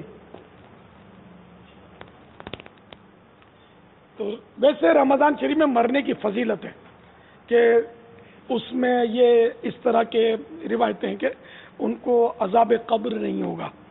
فیضان سنت کا باب فیضان رمضان صفحہ نمبر 70. جو خوش نصیب مسلمان ماہ رمضان میں انتقال کرتا ہے اس کو سوالات قبر سے امان مل جاتی ہے، عذاب قبر سے بچ جاتا اور جنت کا حقدار قرار پاتا ہے. چنانچہ حضرات محدثین کرام رحمہم اللہ السلام کا قول ہے جو مؤمن اس مہینے میں یعنی رمضان المبارک میں مرتا ہے وہ سیدھا جنت میں جاتا ہے، گویا اس کے لیے دوزخ کا دروازہ بند ہے. یہ محدثین کرام کے قول کے حساب سے تو وہ مطلقاً ہے یہ قول. یہ قطعی جنتی ہے، یہ سیدھا جنت میں گیا.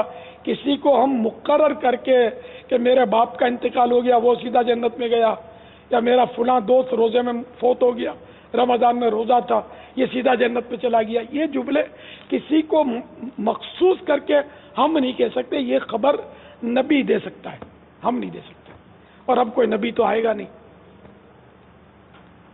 پیارے آقا صلی اللہ تعالی علیہ وآلہ وسلم اب بھی فرما سکتے ہیں، لیکن وہ جو اس کے پھر احکام ہیں، جیسے خواب میں آ کر کسی کو فرما دیا کہ تو جنتی ہے، تب بھی اس کے لیے یہ نہیں کہا جائے گا کہ یہ قطعی جنتی ہے. کہ خواب حجت نہیں ہوتے، دلیل نہیں بن سکتے. اللہ کی رحمت سے حسن ظن رکھیں گے کہ آقا نے کرم کیا ہے تو انشاءاللہ ایسا ہی ہوگا، یہ کہہ سکتے ہیں. انشاءاللہ مانے اللہ نے چاہا تو. خون یعنی کہ چھالے پڑ گئے منہ میں یا مسوڑوں میں خون آیا، اس سے روزہ نہیں ٹوٹتا. روزہ کب ٹوٹتا ہے؟ خون نکل کر حلق سے نیچے اترا اور خون تھوک سے زیادہ یا برابر تھا یا کم تھا، مگر اس کا مزہ حلق میں محسوس ہوا، تو ان سب صورتوں میں روزہ جاتا رہا. اور اگر کم تھا اور مزہ بھی محسوس نہ ہوا تو نہیں، یعنی روزہ نہ گیا. واللہ تعالی اعلم ورسولہ اعلم عز وجل وصلی اللہ تعالی علیہ وآلہ وسلم. صلو علی الحبیب صلی اللہ تعالی علی محمد. تو یہ بھی تھا یہ رمضان میں مرنے. جی یہ بھی سوال میں تھا کہ چھالوں کی دوائی لگا سکتا ہے کیا منہ میں چھالے ہوں تو؟ نہیں، چھالوں کی دوا تو پھر منہ میں حلق سے نیچے اتر جائے گی. منہ کے اندر کوئی دوا روزے میں نہیں لگا سکتے. السلام علیکم ورحمۃ اللہ وبرکاتہ. وعلیکم السلام ورحمۃ اللہ وبرکاتہ. بابا جان کی بارگاہ میں سوال عرض ہے، تشہد اتحیات میں بیٹھنے وقت درود ابراہیم کی جگہ کوئی اور درود پڑھ سکتے ہیں، اور اس کے علاوہ رکوع و سجود میں تسبیح کی 3 مرتبہ پڑھنے کی بجائے 1 مرتبہ بھی پڑھ سکتے ہیں؟ میرا نام امتیاز حسین ہے، میں شاہیوال سے بات کر رہا ہوں. میرا سوال یہ ہے کہ قرآن پاک کو پڑھنے سے میں ڈرتا ہوں، ہاتھ لگانے سے ڈرتا ہوں، صرف اس لیے کہ کہیں گناہ نہ ہو جائے. میری اس معاملے میں رہنمائی فرمائی جائے. فاروق نگر لاڑکانہ وہاں محمد رضا تاری باپا کی بارگاہ میں سوال یہ ہے، یاری شریف کے جو چندے والے پیسے ہیں اس کے افطار پارٹی کر سکتے ہیں یا خیرات کر سکتے ہیں؟ درود شریف تو درود ابراہیمی ہی سنت ہے نا. بولو جو بولو. درود ابراہیمی ہی پڑھنا ہی سنت ہے. اور کوئی یعنی یہ افضل ہے درود ابراہیم. درود ابراہیمی افضل ہے. دوسرا درود پڑھیں گے جب بھی سنت ادا ہو جائے گی. جزاک اللہ. تسبیحات رکوع سجود میں تسبیحات جو ہے وہ 3 کی جگہ قریب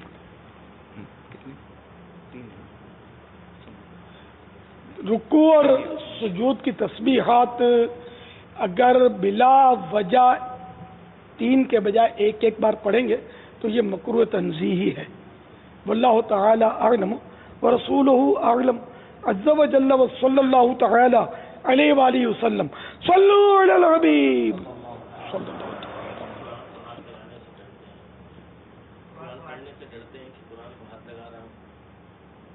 ڈر کی قرآن کریم کو ہاتھ لگاتے ہوئے ڈر لگتا ہے، یہ سوال ہے. دوبارہ چلاتے ہیں یعنی قرآن کریم کو ہاتھ لگاتے ہوئے ڈر لگتا ہے کہ کہیں گناہ گار نہ ہو جاؤں. تو اگر وضو ہے، غسل ہے، یعنی کہ کوئی شرعی وجہ نہیں ہے ایسی جس سے قرآن کو ہاتھ لگانا منع ہو جائے، تو اب یعنی ثواب کی نیت سے ہاتھ لگائیں گے تو ثواب ملے گا. اور اس میں اب ڈرنے کی کوئی وجہ نہیں ہے. یہ شیطانی وسوسہ ہو سکتا ہے، تو اس کو دور کر کے اللہ کی رضا کے لیے قرآن کریم کو چھوئیں. لوگ یعنی کہ نہیں پڑھتے وہ بھی چومتے ہیں، چھوتے ہیں، سر پہ رکھتے ہیں. اگر کوئی کہ میں گناہ گار اس لائق کہاں کہ قرآن پاک میں ہاتھ رکھوں، وہ تو اپنے اللہ بہتر جانے. بنی اسرائیل کی شکایت یاد آئی کہ 2 افراد مسجد کی طرف سے گزرے، ایک تو مسجد میں گیا، دوسرے نے کہا میں گناہ گار مسجد میں کیسے جاؤں. اللہ تعالیٰ کو اس کی یہ ادا پسند آ گئی، اور دونوں کو میرا خیال دونوں کو صدیقین کا درجہ دے دیا، اتنا اپنی بارگاہ میں قبول کر لیا. تو یہ بنی اسرائیل کی حکایت ہے. لیکن یہ کہ ہوش و حواس میں اگر کوئی مسجد کی جماعت ترک کرے گا اور کوئی شرعی وجہ نہیں ہے، خالی یہ سوچ کر کہ میں گناہ گار ہوں کیسے جاؤں، تو یہ واجب کا ترک ہوگا، گناہ ہوگا. یہ ذہن میں رکھے، اس کو دلیل نہیں بنانا. یہ وہ کسی کا جذبہ تھا، اس کو نہ بنی اسرائیل میں اور ہمارے مسائل میں فرق ہے. ظاہر. تو اب یہ کہ کوئی قرآن کریم کو ہاتھ نہیں لگاتا اور اس کو یہ مسائل بھی نہیں پتا اور بس ایسے ہی خوف خدا سے وہ لرزتا ہے کہ میں گندا، میرے ہاتھ گندے، میں نے تو ادھر بھی ہاتھ لگایا ادھر بھی ہاتھ لگایا، یہ کیسے اس کو ہاتھ لگاؤں. تو یوں مطلب ہو سکتا ہے کہ ان کی یہ ادا اللہ کو پسند آ جائے اور ان کی بخشش کا سامان ہو جائے. اس کے کہہ نہیں سکتے، کیونکہ قرآن کریم کو چھونا یقیناً کوئی فرض یا واجب نہیں ہے. پاپا ایک ایک کیفیت کا آ جانا، ایک ایک کیفیت پیدا کر لینا، پیدا کر لینے کا بھی یہی حکم ہوگا. اب تکلف بھی پیدا تو ہو سکتی ہے، لیکن جب پیدا ہوئی اور جو قرآن کو چھوتا ہے اس کو برا نہ سمجھے کہ جو قرآن کو چھو رہے ہیں کہ یار یہ تو بے نمازی اور قرآن کو چھو رہا ہے. تو اس طرح مطلب اس طرح کی حرکتیں کرے گا تو مشکل ہو جائے گا. کوئی اپنے لیے اگر ایسا سوچتا ہے کہ میں اس قابل نہیں ہوں اور اصل سستی ہے، اگر اصل وجہ سستی ہے کہ یار کھولیں گے تو پڑھنا بھی پڑے گا، تو پھنسے گا. وہ تو کسی کی کیفیت اور یہ قلبی کیفیت اللہ تعالی دلوں کے حالات کو جانتا ہے. بابا وہ یہ ہے کہ جو داخل مسجد نہیں ہوئے نا ان کو صدیقین میں. اچھا ان کو صدیق کا درجہ مل گیا. جی. اچھا نکال دی کا نہر کی صدائیں. ہاں نہر کی صدائیں. ہاں کتاب التوابین کے حوالے سے نہر کی صدائیں میں لکھا ہے حضرت سیدنا کعب الاحبار رضی اللہ تعالی عنہ فرماتے ہیں بنی اسرائیل کے دو آدمی مسجد کی طرف چلے، ایک تو مسجد میں داخل ہو گیا مگر دوسرے پر خوف خدا طاری ہو گیا اور وہ باہر ہی کھڑا رہ گیا اور کہنے لگا میں گناہگار اس قابل کہاں جو اپنا گندا وجود لے کر اللہ کے پاک گھر میں داخل ہو سکوں. اللہ عز و جل کو اس کی یہ عاجزی پسند آ گئی اور اس کا نام صدیقین میں درج فرما دیا.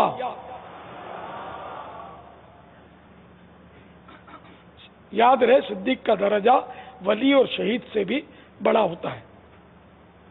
تحریری سوال ایک یہ آیا ہے کہ منہ کا آپریشن ہوا ہے، ڈاکٹر نے منہ میں پانی ڈالنے سے منع کیا ہے، کیا بغیر کلی کے وضو اور غسل ہو جائے گا؟ وضو ویسے بھی بغیر کلی کے اگر کوئی کرے گا تو سنت موقعہ چھوٹے گی. وضو ہو جائے گا، جس کو بولتے وضو ہو گیا تو وضو ہو جائے گا. غسل میں فرض ہے کہ حلق کی جڑ تک منہ کے ہر کل پرزے میں کھڑکیوں میں سب میں پانی پہنچے.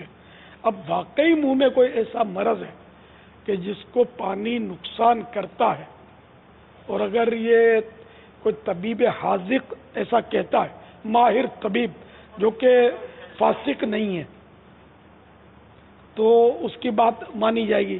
یا خود اپنا تجربہ ہے کہ پانی منہ میں ڈالتا ہے تو تکلیف شروع ہو جاتی ہے، تو ایسی صورت میں بھی اجازت مل جائے گی مزید. ٹھیک ہے، تو ایسی صورت میں بھی اجازت مل جائے گی. واللہ تعالی اعلم ورسولہ اعلم عز و جل وصلی اللہ تعالی علیہ وآلہ وسلم. تو یوں وضو اور غسل ہو جائے گا. اس ثابت شدہ مجبوری کے سبب اگر وہ کلی تو سنت کا بھی ترک کرنے کا وبال نہیں آئے گا وضو میں، اور غسل کا فرض بھی وہ چھوڑنے کا وبال نہیں آئے گا. انہیں غسل ہو جائے گا، ورنہ تو غسل ہوتا ہی نہیں کلی کے بغیر. کلی یا منہ میں اتنا پانی پی گیا بڑے بڑے گھونٹ تو بھی اس کا فرض ادا ہو جائے گا. چند مرتبہ طبیب حاضر ایک گھونٹ سے نہیں ہوگا نا فرض ادا، اندر کا منہ بے دھلا ہو جائے گا جس پر غسل فرض ہوا.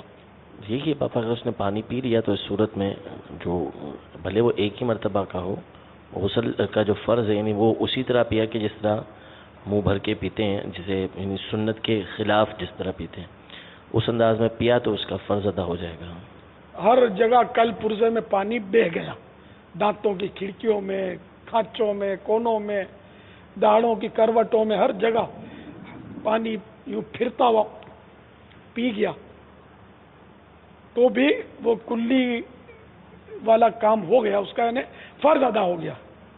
تو جبکہ کوئی بوٹی وغیرہ کا ریشہ نہ پھنسا ہوا ہو یا کوئی چیز. ہاں ریشہ وغیرہ یہ پان خوروں کے لیے بڑا ہی آزمائش ہے، یہ سب نکالنے پڑیں گے ورنہ وہ وضو میں سنت چھوٹتی رہے گی، سنت موقعہ ہے، اور غسل میں فرض چھوٹے گا تو بے غسلہ پھرتا رہے گا.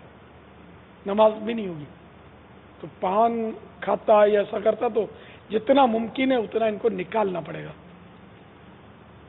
हाँ, वैसी जगह फंस गया कोई जर्रा या बुट्टी का रेशा तो निकलता ही नहीं है कि अब दांत को जख्मी कर देगा, वो मसूड़े को तब जख्मी करने की इजाज़त नहीं है, वरना पूरा जोर लगाना पड़ेगा कि ये किसी तरह भी खूब पानी को जुम्बिशें दे और खिलाल करे, जो भी तरीका हो उसका निकाले बस वो रेशों को। इसीलिए तो वो इफ्तार के वक्त सॉलिड चीज़ में तो केला भी नहीं खाता। यार ये फंस जाएगा, निकालेगा कौन यार? वो निकालने के लिए वजू खाने पर जाओ, है ना, वो तो इसलिए वो पानी। खजूर खाना बेशक सुन्नत है इफ्तार में, मगर वो भी फिर है ना सुन्नत कि इसमें कुछ फंसा हुआ ना हो, तो वो सुन्नत अदा करने में ये गालिब अक्सरियत कोताही करती होगी। मस्जिदों में जो ये कबाब समोसे खाते हैं कि कहीं बोटी चली जाती होगी, कहीं रोटी चली जाती होगी, कुछ नहीं वो अंदर चला जाता है, और वो निकालने के लिए तो लोग कहाँ जाते होंगे? कुल्ली भी करते हैं तो खाली मुंह का टेस्ट दूर करने के लिए करते होंगे। ये खिलाल लेकर बैठेंगे तो एक रकात चली जाएगी, भले कुछ भी हो लेकिन वो निकालना होगा, और रकात भी नहीं जानी चाहिए, इतनी खाने में मसरूफियत मशगूलियत ना हो। सल्लु अलल हबीब सल्लल्लाहु तआला अला मुहम्मद। चंद मरतबा तबीब हाजिक आप लफ्ज़ अदा करते हैं, अगर इसकी भी कोई आसान तारीफ हो जाए। माहिर तबीब कहता हूँ, specialist. Hazik meaning specialist, specialist. अब ये स्पेशलिस्ट हमारे यहाँ मुख्तलिफ चीज़ों में होता है, जैसे कि आई स्पेशलिस्ट, ENT स्पेशलिस्ट होता है, तो कोई मतलब पेट का स्पेशलिस्ट होता है, कोई हार्ट स्पेशलिस्ट होता है, तो ये स्पेशलिस्ट होते हैं। अब मुंह के छाले तो इनका भी स्पेशलिस्ट होता है, इसका पेट वाला ही शायद ज़्यादातर मैदे से ज़्यादा पेट की गर्मी से छाले होते हैं ज़्यादातर शायद। कल भी डॉक्टर साहब ने ये कहा था। हाँ ना, तो ये पेट के डॉक्टरों से इसका वो हिसाब किताब होता होगा। स्पेशलिस्ट तो मिल जाएंगे, लेकिन तबीब हाजिक जिससे आप मुराद लेते हैं वो कौन? तबीब हाजिक की स्पेशलिस्ट, माहिर। तो ये कह दे, लेकिन वो फासिक ना हो। यहाँ तो मतलब सवाई मुफ्ती होते हैं, और डेढ़ मुफ्ती होता है डॉक्टर, ये डेढ़ बदनाम लफ्ज है, ठा करके फतवा ठोक देते हैं कि अल्लाह ने यूं नहीं बोला है, अल्लाह ने यूं बोला है। बैठ के पढ़ लो, बैठ के नमाज, कुछ नहीं होता। ये अब इनका फतवा कैसे माने अपने? तो इसलिए उलमा से रुजू करना जरूरी है, मुफ्तियान किराम से, वो जैसा फरमाए वो किया जाए, इनकी ना मानी जाए, क्योंकि ये बहुत बेबाक होते हैं। सबकी बात नहीं करता, लेकिन एक तादाद है ये बेबाक होती है डॉक्टरों की, और ये जो समझ में आता है ये मरीजों को मसला बता देते हैं। इनको इतना डर नहीं लगता कि यार इसकी नमाजें बर्बाद कर रहा हूँ मैं, मेरा बनेगा क्या आखिरत में। कम से कम डॉक्टरों को इतना चाहिए कि वो मसले का जहाँ बात है ना, ये मसला ना बताएं, ये बोले भाई ये हमको नहीं पता, आप ये जो उलमा फरमाए आप वो करें, आप किसी आलिम से पूछ लें। यूँ कि अगर आदमी अपने सर से उतार दे, जब नहीं पता तो अपने ऊपर क्यों ले? जो माहिर तबीब जिसे स्पेशलिस्ट है वो तो एक फील्ड में स्पेशलिस्ट होता है। नहीं, बात होंगे पूरे उसके भी स्पेशलिस्ट आते तो होंगे, जनरल फिजिशियन। जी, इसको जनरल फिजिशियन कहते हैं। सल्लु अलल हबीब। एक सवाल ये आया है कि मस्जिद के बाहर के लाउड स्पीकर पर तरावी बा जमात अदा की जा सकती है या नहीं? मस्जिद अगर भर गई है और बाहर भी सफ़ें बिछी हुई हैं तो तरावी तो पढ़ सकते हैं उसमें।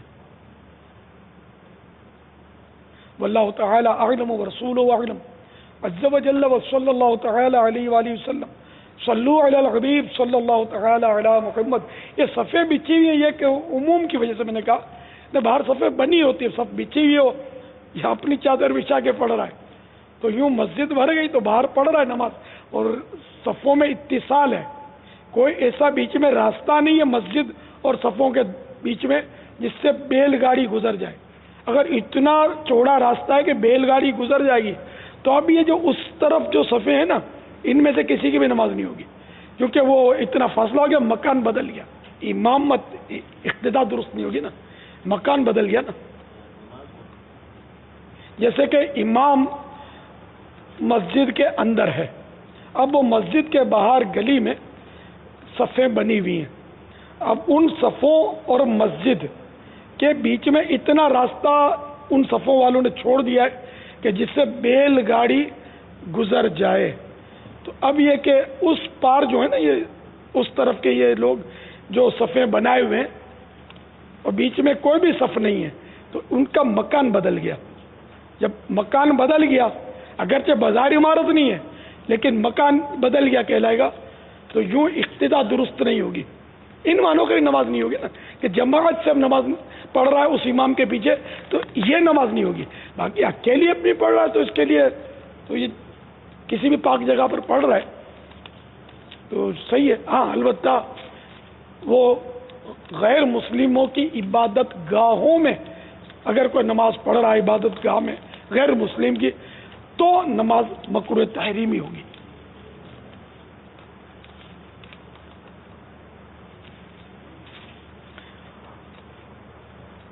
حلقہ نمبر 108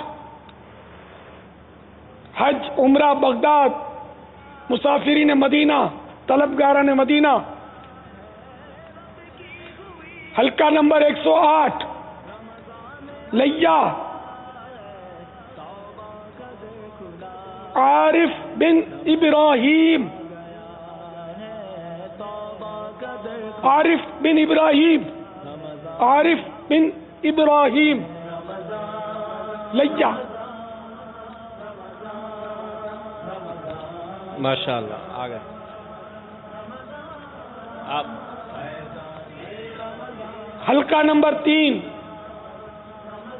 باب المدینہ محمد شاہد بن یعقوب.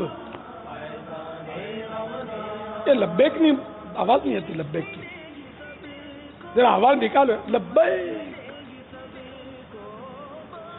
محمد شاہد بن یعقوب باب المدینہ. حلقہ نمبر 3 لا موجود.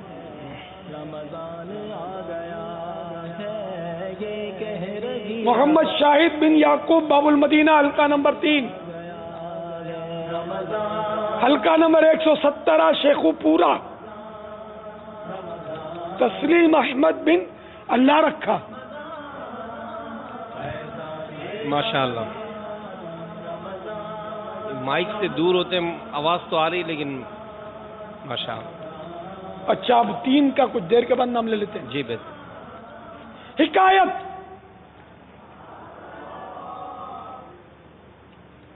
حضرت سیدنا عبداللہ بن وہب، حضرت سیدنا عبداللہ بن وہب رحمت اللہ تعالی علیہ کے بھتیجے فرماتے ہیں ایک مرتبہ میں اپنے چچا یعنی عبداللہ بن وہب کے گھر آیا. اس وقت ان کے سامنے کتاب الاحوال یعنی جہنم کی ہولناکیوں کے حوالے سے احادیث کا مجموعہ، جس کو میرے چچا جان حضرت عبداللہ بن وہب رحمت اللہ تعالی علیہ حضرت سیدنا ابو ہریرہ رضی اللہ تعالی عنہ سے روایت کیا کرتے تھے، پڑھی جا رہی تھی. حضرت سیدنا ابو اسامہ رحمت اللہ تعالی علیہ بھی وہاں موجود تھے. دونوں نے رونا شروع کر دیا، یعنی میرے چچا عبداللہ بن وہب اور سیدنا ابو اسامہ رحمت اللہ تعالی علیہ انہوں نے رونا شروع کر دیا. کچھ دیر بعد حضرت سیدنا ابو اسامہ رحمت اللہ تعالی علیہ اسی رقت والی کیفیت میں تشریف لے گئے، یعنی چلے گئے، جبکہ حضرت سیدنا عبداللہ ابن وہب رحمت اللہ تعالی علیہ اسی طرح روتے رہے، پڑھنے والا پڑھتا جا رہا تھا اور آپ رحمت اللہ تعالی علیہ کی ہچکیاں، رونے کی آواز بلند ہو رہی تھی. میرا گمان ہے کہ 50 گز دور بیٹھا شخص بھی آپ رحمت اللہ تعالی علیہ کی آہو بکا सकता होगा। इतना बुलंद आवाज से ये रो रहे थे, यहां तक कि आप रहमतुल्लाह ताला अलैह यानी हजरत अब्दुल्ला बिन वहब रहमतुल्लाह ताला अलैह जिस दीवार से टेक लगाए हुए थे वो भी गिर गई।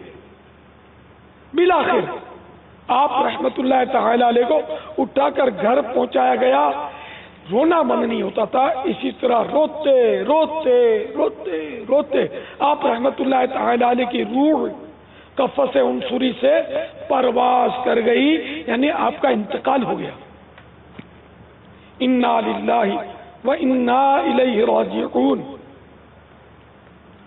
आपकी याद में रोते रोते ये निकल जाए मेरी जान। इश्क में काश के रोते रोते आपके इश्क में काश के रोते रोते ये निकल जाए मेरी जान मदीने वाले, ये निकल जाए मेरी जान मदीने वाले। हज़रत सैयदना उक़बा बिन आमिर रज़ी अल्लाह तआला अन्हु फरमाते हैं, मैंने अर्ज की या रसूल अल्लाह सल्लल्लाहु तआला अलैहि वसल्लम नजात क्या है? इरशाद फरमाया अपनी जबान काबू में रखो और तुमको तुम्हारा घर काफी रहे और अपने गुनाह पर रो लिया करो। सल्लू अलल हबीब सल्लल्लाहु तआला अला मुहम्मद। मेरा नाम मोहम्मद इब्राहिम अख्तारी खत्री है। मेरा ताल्लुक बाबुल मदीना कराची नहीं कराची से। मेरा सवाल यह है कि मेरा मदनी मुन्ना 8 साल का वो नमाज जुमा अदा करने गया और वहाँ पर उसके कोई चप्पल ले गया और उसी तरह के तकरीबन मिलते जुलते चप्पल वो पहन कर आ गया। तो अब मुझे क्या करना चाहिए, उसके लिए मुझे मेरी रहनुमाई फरमा। जी सवाल दूसरा। बाबर, मेरा नाम बाबर है, मैं सरगोदा से बात कर रहा हूँ। प्यारे बाबा जानी, आपकी बारगाह में अर्ज है कि अगर कोई मुसलमान किसी कुफरी या कलमे की वजह से काफर हो जाए तो उसकी पिछली नमाजों और रोजों का क्या बनेगा? मोहम्मद नुमान हुसैन अत्तारी छिंदवाड़ा। मेरा ताल्लुक जामिअतुल मदीना फैज़ान अत्तार ताजपुर से है। अमीर सुन्नत की बारगाह में सवाल है कि आप जो मसला इरशाद फरमाते हैं कि खाना पीना मस्जिद के अंदर उसी वक्त जायज़ होगा जबकि एतिकाफ की नियत पहले से मौजूद थी, और अगर कोई खाने के लिए ही वो नियत करे, जैसे पानी पेश किया गया, अब उसी वक्त एतिकाफ की नियत करके फ़ौरन पी ले, तो ये नियत करना और ये पीना उसके लिए जायज़ होगा या नहीं? जवाब इरशाद फरमा दीजिए। ये मदनी मुन्ना जो चप्पल लेकर आ गया, अब इसके गायब हो गए तो किसी को उठा लाया, तो इसमें बाहर शरीयत जिल्द दूसरी पेज नंबर 482 मसला नंबर 40 मजमाओं या मसाजिद में अक्सर जूते बदल जाते हैं, उनको काम में लाना जायज़ नहीं।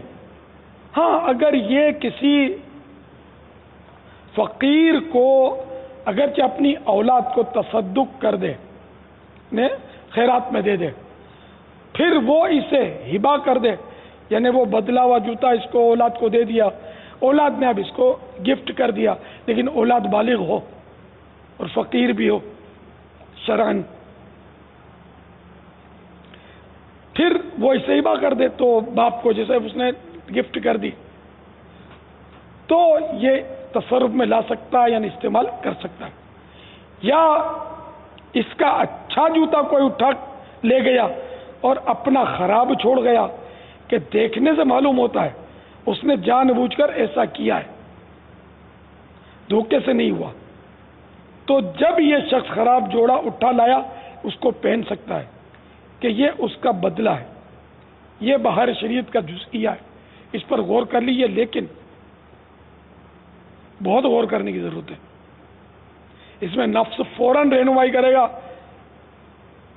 کہ یہ میرا بھول میں تبدیل ہو گیا ہے اور یار لے چلتے ہیں. اور ہمارے یہاں باب المدینہ کے ماحول میں چوریاں ہیں. ہر جگہ چوریاں نہیں ہوتی. باہر ملکوں میں جوتا چورنی کرنے کا تصور نہیں ہے, اس لیے بہت غور کرنا ہے. تو باہر ملکوں میں یہ تبدیل ہو جانے کا امکان سمجھ میں آئے گا کسی حد تک کہ شاید اٹھا کر بدل کر بھول میں لے گیا. یہاں تو چوری کرتے ہیں جوتے. بہت غور کر کے یہ طے کرے کہ یہ واقعی. اس میں یہ جو بتانے کا مقصد تو یہی ہے نا کہ اگر جان بوجھ کے لے کے گیا ہے تو اب چونکہ غصب ہو گیا تو ہاں پھر تو یہ ڈاکو کی طرح یعنی حرام ہے اگر جان بوجھ کر کسی کا لے کر گئے تو.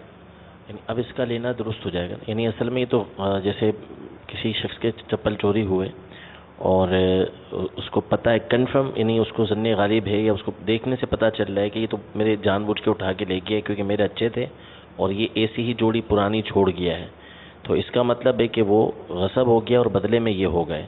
اور اگر غلطی سے ایسا ہوا ہے تو اس صورت میں وہ نہیں لے سکے گا. اور یہاں باب المدینہ کا ماحول ایسا ہے کہ یہ جو چھوڑ گیا نا یہ بھی کسی کے اٹھائے ہوں گے اس نے. ہاں بالکل, یہ کچھ نہیں ملا تو یہ گلے سڑے اٹھا لائے گا تاکہ پہن کر مسجد میں آئے, کہ ننگے پیر مسجد میں آئے گا تو لوگ دیکھ لیں گے. تو یہ پہن کر آئے گا اور وہاں یہ رکھے گا اور یہ پھر یہ اٹھائے گا. اگر پکڑا گیا تو سوری ویری سوری, ہاں میرے یہ ہیں, بھول کے لے لیا, معاف کرنا, تو اب ترکیب بن جائے گی. تو اس لیے باب المدینہ میں تو 112 بار سوچنا پڑے گا. اب پھر مدنی منا اٹھا لایا تو یہ کسی مدنی منڈے کا اٹھا لایا, پھر نابالغوں کے اپنے احکام ہیں یہاں مسائل. تو یہ اس لیے صحیح بات ہے کہ اس کا جواب مجھ سے تو بن نہیں پڑتا کہ میں کو اس کا کنفرم جواب دے سکوں کہ مدنی منا اٹھا لایا کون سے شہر کا ہے کیا ہے کچھ پتہ نہیں. پاکستان میں تقریباً چوریاں ہوتی ہیں, چور بازاریں ہوتی ہیں. ہمارے یہاں بھی چور بازار باب المدینہ میں ہے, وہاں بک جاتے ہیں پرانے یہ چوری کے جوتے, چوری کے کپڑے, باہر سکھاتے ہیں نا کپڑے, یہ بھی اٹھا کے بھاگ جاتے ہیں. دکانوں سے اوزار, ہر چیز یہ چوری ہے. جو آسانی سے چوری کر سکتے ہیں نا, مشکل سے بھی چوریاں کر کے یہ گٹر کے ڈھکن چوری کر جاتے ہیں. یہ سبھی چور بازاریں ہیں. ایسے دکاندار فکس ہوتے ہیں جو چوری کا مال خریدتے ہیں اور بیچتے ہیں. تو اب جہاں پتہ ہے کہ یہ چوری کا مال ہے جو میں لے رہا ہوں, مثال کے طور پہ یہ قلم پتہ ہے کہ یہ چوری کا ہے تو یہ خریدنا حرام. بلکہ اگر غالب گمان ہو کہ یہ چوری کا ہے تب بھی خریدنا حرام ہے. یہ ذہن میں رکھیے گا. بلکہ یہ جو بیپاری آپ جانتے ہیں جو دکاندار یہ چوری کا مال رکھتا ہے تو اس سے نہ لیا کرے مال. اگر اس کو یہ بھی ہے نا کہ غالب گمان یا شک, ہاں شک بھی ہے, اگر آپ غالب گمان تو اور چیز ہے. اگر شبہ بھی ہے کہ یہ قلم جو بیچ رہا ہے یہ چوری کا ہے تب بھی لینا حرام ہے. اگر آپ اس مسئلے کو تھوڑا اور واضح کر کر جو اس طرح کے جو خریدتے ہیں ان کو اگر آپ ڈائریکٹ تھوڑا سا سمجھا دیں 1-2 منٹ کا کوئی ایسا کہ جیسے مثال کے طور پر کہ بعض لوگ موبائل چوری کر کے مارکیٹ میں بیچتے ہیں, گاڑیوں کے شیشے چوری کر کے مارکیٹ میں بیچتے ہیں, چپل چوری کر کے مارکیٹ میں بیچتے ہیں, کپڑے چوری کر کے مارکیٹوں میں بیچتے ہیں. اور یہ جو مارکیٹوں میں جو بیچتے ہیں خریدنے والوں کو عموماً اس بات کا اندازہ ہوتا ہے کہ یہ جو بیچا جا رہا ہے تو بیچنے والا آیا ہے یا چوری کر کے لایا ہے. کیونکہ موبائل فون اگر مثال کے طور پر 30,000 کا ہے تو بیچنے والا اس کو 12,000 یا 15,000 میں بیچنے کی کوشش کرتا ہے. تو جو خریدنے والا ہے اگر اس کو پتہ ہے یا اس کو شک ہے کہ یہ جو لایا ہے یہ چوری کا مال ہے تو اس کے خریدنے کے بارے میں آپ اس دکاندار کو کیا ارشاد فرمائیں گے؟ یا دکاندار نہ صحیح کوئی ٹپکا کھلا رہا ہے, یعنی کہ یوں سمجھے گا دکاندار کو نہیں بیچ رہا, کسی اور ہی اپنے بھائی کو بیچ رہا ہے کہ یار یہ میں لایا ہوں, تو آگے جا کے جس کو چاہے بیچ دے, میرے کو 10,000 دے دے. تو اس کا چوری کا مال چاہے کوئی دکاندار ہو یا کوئی فرد ہو, اس کے خریدنے کے بارے میں آپ کیا ارشاد فرماتے ہیں؟ دکانداروں کو عام طور پہ پتہ ہوتا ہے کہ جو یہ آیا ہے وہ چوری کا مال لایا ہے. ان کے بندے ہوئے ہوتے ہوں گے تو وہ چھین کر, یہ جو چھینتے ہیں موبائل تو کیا کریں گے, یہ اچار ڈالیں گے اس کا, انہوں نے جا کے بیچنا ہوتا ہے. تو ان کے لگے بندے تو جو اس طرح کرتے ہیں نا کہ چوروں کو ایک تو یہ حوصلہ افزائی چوروں کی ہوتی ہے, چوروں کی مدد ہوتی ہے, سمجھے. تو یہ سب یعنی کہ یہ اس کا چوری کا مال خریدنا یہ ہو سکتا ہے اس کو چور سے زیادہ گناہگار بنا رہا ہو کہ یہ تو گناہگاروں کو پال رہا ہے, چوروں کی پرورش کر رہا ہے. اگر سارے تاجر ایک کا کر لیں کہ اپنے کو چوری کا موبائل خریدنا ہی نہیں ہے تو یہ موبائل چور ظاہر ہے کہ وہ کیا کرے گا, اچار ڈالے گا اس کا, سر پہ مارے گا, وہ چھینا جھپٹی چھوڑ دے گا. تو یہ دکاندار جو ہے نا یہ مطلب چوروں کی پرورش کرتے ہیں. تو اس لیے یہ بھی بہت بڑے گناہگار ہیں, حرام کھاتے ہیں, اپنی اولاد کو حرام کھلاتے ہیں. اور اس میں یقیناً دنیا میں بھی بے برکتی ہے, بیماریوں میں, ڈکیتیوں میں, چوریوں میں, رشوتوں میں ان کی دولت جاتی رہے اور پھر آخرت میں پھنسے. قبر کو دیر کتنی لگتی ہے یار قبر میں پہنچتے ہوئے, جو صبح زندہ تھا اور شام کو مردہ ہوتا ہے. اب بھی جناب ہے, مسٹر ہے, عنقریب لوگ اس کو مرحوم بولیں گے. دیر تھوڑی لگتی ہے, دیر لگے تو بھی کتنی لگے. تو خوشی کے پھول لے گا کب تلک, تو یہاں زندہ رہے گا کب تلک. 100 برس بھی گر یہاں تو جی بھی لے, قبر میں تنہا قیامت تک رہے. قبر میں میت اترنی ہے ضرور, جیسی کرنی ویسی بھرنی ہے ضرور. صلو علی الحبیب صلی اللہ تعالی علی. اچھا, ہمارے ملک میں یہ قانون ہے کہ اگر کسی کا موبائل اگر چھن جائے یا چوری ہو جائے تو وہ اپنا EMI نمبر کے ذریعے اس کو بلاک کروا سکتا ہے. اب اس میں بعض لوگ یہ کہتے ہیں کہ یہ بلاک جو ہوتا ہے نا فون, اس میں یہ جو نا وہ کچھ آلہ ہوتا ہے, کوئی پیس ہوتا ہے ایک موبائل کا, کوئی پرزہ ہوتا ہے, وہ نکال کر پھر یہ بیچتے ہیں. ان کے لیے اب کیا مشورہ دیں گے؟ میں نے ان سے یہی کہا تھا کہ وہ جن اسلامی نے مجھ سے کہا تھا کہ ٹھیک ہے اگر وہ آلہ نکال کر بیچتا بھی وہ پرزہ, کم از کم پھر بھی چور کی کچھ تو حوصلہ شکنی تو ہوئی. وہ پرزہ نکال کے دوسرا پرزہ لگا دیں گے, پھر بھی یعنی اس کو قیمتاً کم بکے گا وہ. اب اگر چوری تو ہوئی نا, چوری تو ہوئی, چوری بھی نہیں ہے, ڈکیتی ہے نا, چھینتے. ڈکیتی اور چوری, چوری سے بھی خطرناک ہے ڈکیتی. چوری کا مال, ڈکیتی کا مال دونوں قطعی حرام ہے اور اس سے ملک ثابت نہیں ہوتی. یعنی یہ بلاک تو کروا دیا کریں نا یہ. اب یہ تو سسٹم آپ لوگوں کو پتا ہوں گے. جس کا موبائل ہے وہ بلاک کروا سکتے, جس کا موبائل چوری ہوا, جی, چھینا گیا, جی, جب وہ بلاک کروا دے تاکہ یہ بیکار ہو جائے. ہاں, تو مگر بیکار کو کارا اس طرح بناتے ہیں, اس میں پرزہ نکال دیتے ہیں. ہاں, مطلب وہ چور اور ڈاکو کی تھوڑی حوصلہ شکنی ہوگی. حوصلہ شکنی. ہاں, تو کرنے والا تو یہ اس کا حقدار ہے, کر سکتا ہے. کیا ہے باپا, وہ اچھا کر رہا ہے. کمپنیاں بلاک تو کر دیتی ہیں, لیکن موبائل فون سروس جو کرتے ہیں ان کے پاس ایسے سافٹ ویئرز ہوتے ہیں کہ وہ اس کو پھر سے کھول دیتے ہیں. پھر بھی اس کی حوصلہ شکنی تو اس کو محنت پڑی نا اس میں, لیکن اب آگے بکنے میں مدد ظاہر مگر کم ہوا نا, اس کو کمی ہوگی, اس میں حوصلہ شکنی ہوگی. وہ ہم نے بچپن میں سن رکھا, چور کی 14 نظریں, یہ اپنے رستے ڈھونڈ لیتے ہیں. اللہ ان کو توبہ کی سعادت بخشے. بہت گناہ کا کام کر رہے ہیں. موبائل چھیننا یا جیب کاٹنا سب گناہ کے کام ہے. ابھی یہ سب جوانی کی مستی ہے, پھر بڑھاپا آئے گا, پھر یہ کام بھی نہیں ہو سکے گا, پھر بھیک مانگیں گے اور کام نہیں ہو سکے گا. عادت ہی نہیں ہے مطلب حرام کی عادت, تو بڑھاپے میں پھر بھیک مانگے گا. تو حلال کی روزی کھائیں, کم کھائیں, اور مسلمانوں کو لوٹیں نہیں, دل نہیں دکھائیں, بلکہ یہ غیر مسلموں سے بھی چھیننا, ڈکیتی کرنا, ان کا مال چوری کرنا, اس کی بھی اجازت نہیں ہے.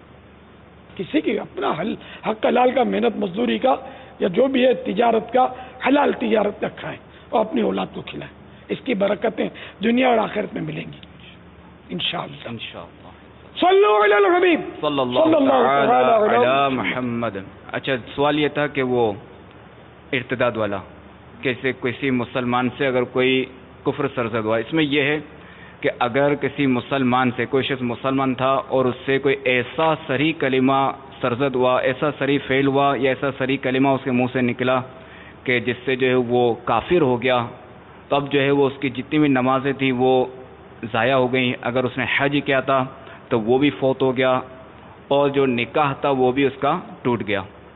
اب اس کے لیے حکم یہ ہے کہ وہ اثر نو جو وہ تجدید ایمان کرے اور نکاح والا ہے تو وہ پھر تجدید نکاح بھی کرے، اور یہ کہ اب جو وہ سرے سے نماز ادا کرے گا. البتہ یہ کہ اگر اس پر قضا نمازیں ہیں تو وہ اس کی وہ ادا کرے گا. قضا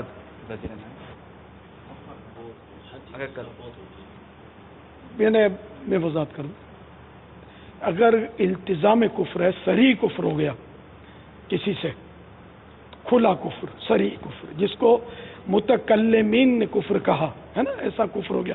مثال کے طور پر اللہ تعالیٰ پر اعتراض کیا کہ یا اللہ میرا جوان بیٹا تو نے لے لیا،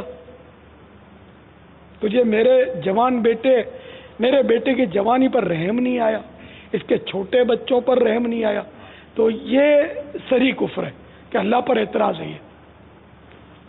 تو اب کیا ایسا کہنے والے کا ایمان جاتا رہا؟ اب وہ مسلم نہیں ہے، یہ مرتد ہے.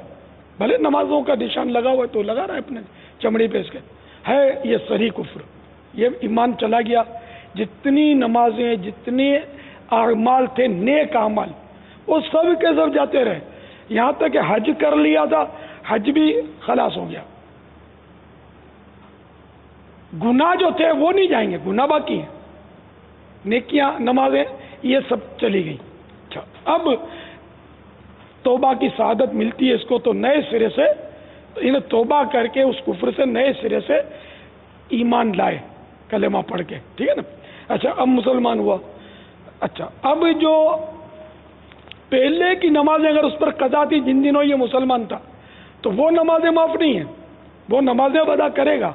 البتہ جتنا وقفہ یہ مرتد رہا، اس وقفے میں نمازیں پڑھی تب بھی کیا، نہ پڑھی تب بھی کیا، اس کی قضا نہیں ہے، ٹھیک ہے نا. اس ایمان والے دور کی قضائیں اس کو کرنی ہے. اب اچھا، اس کا نکاح تھا تو وہ ٹوٹ گیا، اب نکاح کرنا اس پر فرض نہیں ہے. اگر نکاح کرنا چاہتا ہے تو کر سکتا ہے، اسی سے تجدید نکاح، نئے سرے سے نکاح کر لے. اس کے لیے کوئی کارڈ، شادی کارڈ چھاپنا، حال بک کروانا، یہ لوازمات کی ضرورت نہیں ہے. تجدید نکاح آسان ہے.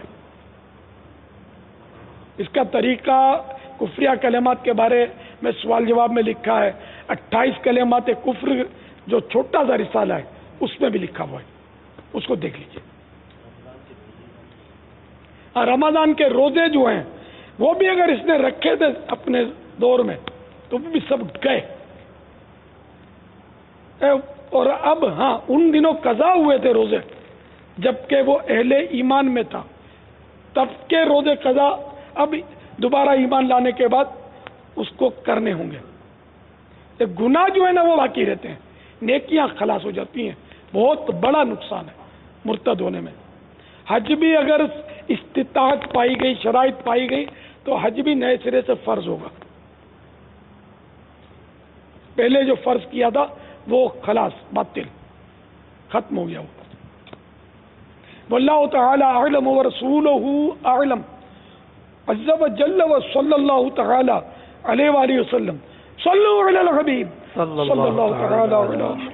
پاپا ایک سوال یہ تھا کہ مسجد میں بیٹھے ہوئے کسی نے پانی دے دیا اور اعتکاف کی نیت پہلے سے نہیں ہے، اب وہ اعتکاف کی نیت کرتا اور پانی پیتا، تو یہ کیسا ہے؟ ہاں، اس میں 2-3 بار پہلے بھی عرض کر چکا ہوں کہ کھانے پینے کے لیے اعتکاف کی نیت نہ کرے، ثواب کے لیے کرے. اب اگر مسجد میں ہے اور کھانے پینے کی حاجت ہوئی، اعتکاف کی نیت نہیں تھی، تو اعتکاف کی نیت کرے ثواب کے لیے، اور کچھ ذکر اللہ کر لے یا کچھ نماز پڑھ لے. اب اگر چاہتا ہے تو کھا پی لے، سونا چاہتا ہے تو سو لے. صرف کھانے پینے سونے کے لیے اعتکاف کی نیت نہ کرے، یہ لکھا ہے. واللہ تعالی اعلم ورسولہ اعلم عز وجل وصلی اللہ تعالی علیہ وآلہ وسلم. صلو علی الحبیب صلی اللہ تعالی علی. یہ تحریری طور پر ایک سوال آیا ہے، تھوڑی توجہ چاہوں گا حاضرین اور ناظرین سب کی. کہتے ہیں یہ دعوت اسلامی والے مسلمانوں کی قبر پر کھڑے ہو کر اذان کس کو سناتے ہیں اور کہاں سے ثابت ہے،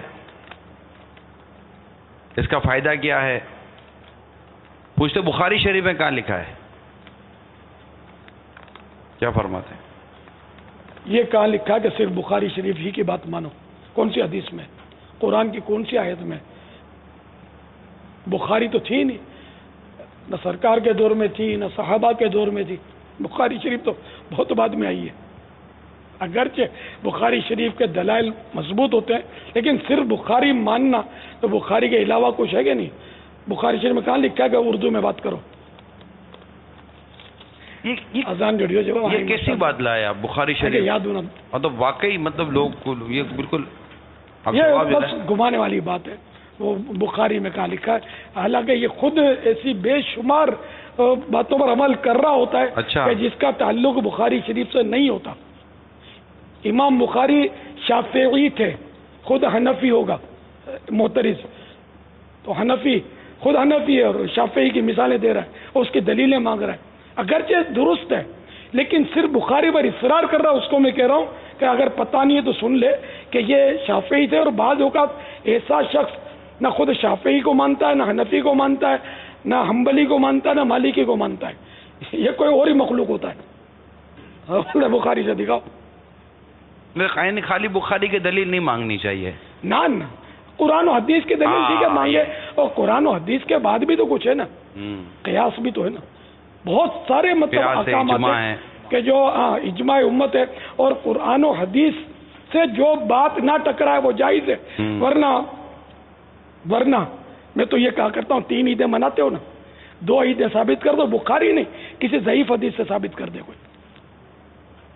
3 عیدیں ہیں، عید، باسی، ترواسی. تمہاری عید باسی ہوتی ہوگی، میری عید تو تازہ ہے. باسی عید ثابت کرو، ترواسی عید ثابت کرو، دوسری عید ثابت کرو، تیسری عید ثابت کرو. یعنی عید میلاد النبی کس نے منائی؟ میں نے منائی. اچھا دوسری اور تیسری عید کس نے منائی؟ تم نے منائی. اب تم مناؤ اب تو صحیح ہے. میں اگر عشق رسول میں ڈوب کر مناؤں تو مجھ سے ثبوت مانگا جائے کہ بخاری میں کہاں ہے. ایسا تو نہیں کرو. اپنی بریانی ثابت کرو بخاری سے، پراٹھے قورمے ثابت کرو، پیزے ثابت کرو. سب ہضم ہے. کھانا ثابت تو ہے نا. تو کیا کیا کھانا ثابت ہے؟ جو کی روٹی ثابت ہے. کھانا ثابت ہے تو اب اس کے علاوہ جو بھی حلال و طیب اور شریعت نے جس کو منع نہیں کیا تو وہ کھانا جائز ہو گیا نا. تو اسی طرح شریعت نے اذان قبر کا منع نہیں کیا تو جائز ہو گیا. یہ سنن ابی داؤد شریف سنن بہقی کی حدیث مبارکہ ہے کہ ان اللہ فرض فرائض فلا تضيعوها. اللہ تبارک و تعالی نے کچھ فرائض تم پر مقرر کیے ہیں، ان کو ضائع نہ کرو. وحد حدودا فلا تعتدوها. کچھ حدود مقرر کی ہیں ان کو پامال نہ کرو، ان سے تجاوز نہ کرو. کچھ باتوں سے اللہ تبارک و تعالی نے منع فرمایا ہے فلا تنتهكوها، تو ان سے بچو، گریز کرو، ان کو توڑو نہ ان کو. پھر ارشاد فرمایا کہ وَسَكَتَ عَنْ أَشْيَاءَ رَحْمَةً لَكُمْ مِنْ غَيْرِ نِسْيَانٍ. یعنی کچھ چیزیں ایسی ہیں کہ اللہ تبارک و تعالی نے بغیر بھولے تم پر رحمت کرتے ہوئے ان کو ذکر نہیں کیا، سکوت فرمایا. تو فلا تبحثوها، اس کی بحث میں نہ پڑھو. اور سنن ابو داؤد شریف کے الفاظ یہ ہیں فَهُوَ عَفٌّ لَكُمْ، وہ چیز تمہارے لیے معاف ہے. یعنی اللہ تبارک و تعالی نے کچھ چیزیں مقرر کر دیں، فرض مقرر کر دیے، اب اس کو ختم نہیں کرنا، اس پر عمل کرنا ہے. کچھ باتوں سے منع کر دیا، ان کو ہم نے ان سے بچنا ہے. باقی جو چیزیں جن سے سکوت فرمایا، یعنی ذکر نہیں فرمایا کہ یہ حرام ہے یا یہ فرض ہے یا یہ واجب ہے، تو فرمایا وہ تمہارے لیے معاف ہیں. اللہ نے بغیر بھولے تم پر رحمت کرتے ہوئے تمہارے لیے اس کو معاف رکھا ہے.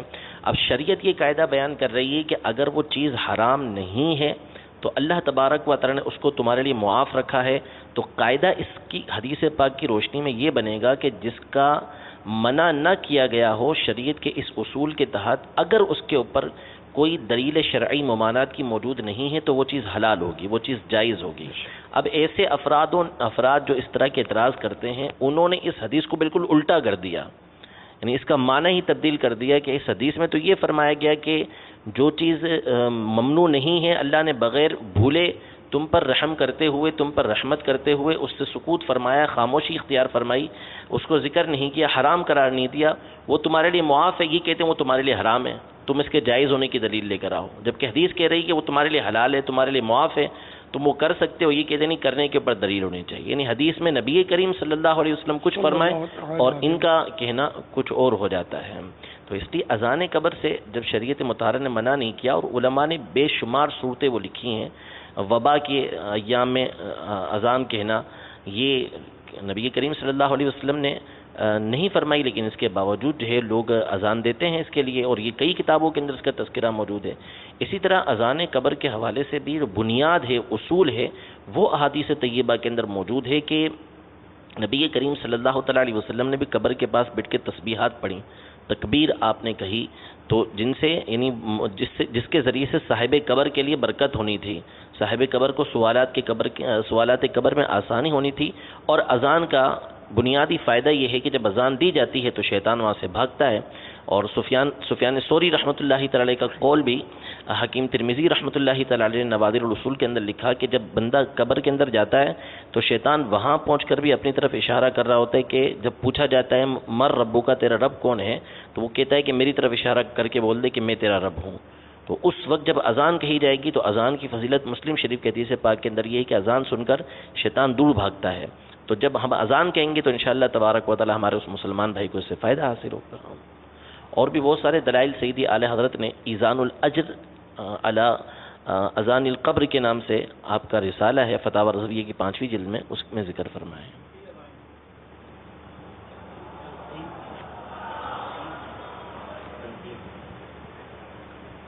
تلقین کی جاتی ہے قبر پر، وہ بھی حدیث پاک سے ثابت ہے. اس طرح کے لوگ تلقین بھی نہیں کرتے، مانتے نہیں، حالانکہ وہ طبرانی شریف کے حدیث سے ثابت ہے. ایصال ثواب، تیجا، دسواں کچھ بھی تو نہیں مانتے. ایصال ثواب بعض لوگ مانتے لیکن تیجا نہیں مانتے. اور میں یہ تفسیر ہی گفتگو اصل میں یعنی بالکل اس کو تبدیل کر کے رکھ دیا ہے، ایسا مفہوم مسلمانوں کے ذہن میں بٹھا دیا ہے. یعنی وہ جیسے قول ہے نا کہ جھوٹ کو اتنا بولو کہ وہ سچ محسوس ہونے لگے، تو اسی طرح ایک بات ایسی ہے کہ غلط بات کو اتنا عام کرو کہ وہ صحیح لگنے لگے. حضور علیہ الصلوۃ والسلام کی شریعت کو اتنا محدود کر دیا کہ نہیں جی جو چیز قرآن و حدیث میں صراحتاً آئے گی وہی ہوگا. اب قرآن پاک کی 6666 آیتیں ہیں، احادیث طیبہ علماء کی ایک تحقیق کے مطابق 66,000 یا 60,000 حضور علیہ الصلوۃ والسلام کے فرامین، یعنی ایک تعداد ہے کہ اس کے اندر ہی یہ چیزیں موجود ہیں. اب انسانی جو معاملات ہوتے ہیں وہ روز بروز تغیر پذیر ہوتے ہیں، ہر روز اس میں کوئی نہ کوئی نئی چیز آ رہی ہوتی ہے، جدت ہوتی ہے، نئے مسائل بندوں کو پیش آتے ہیں.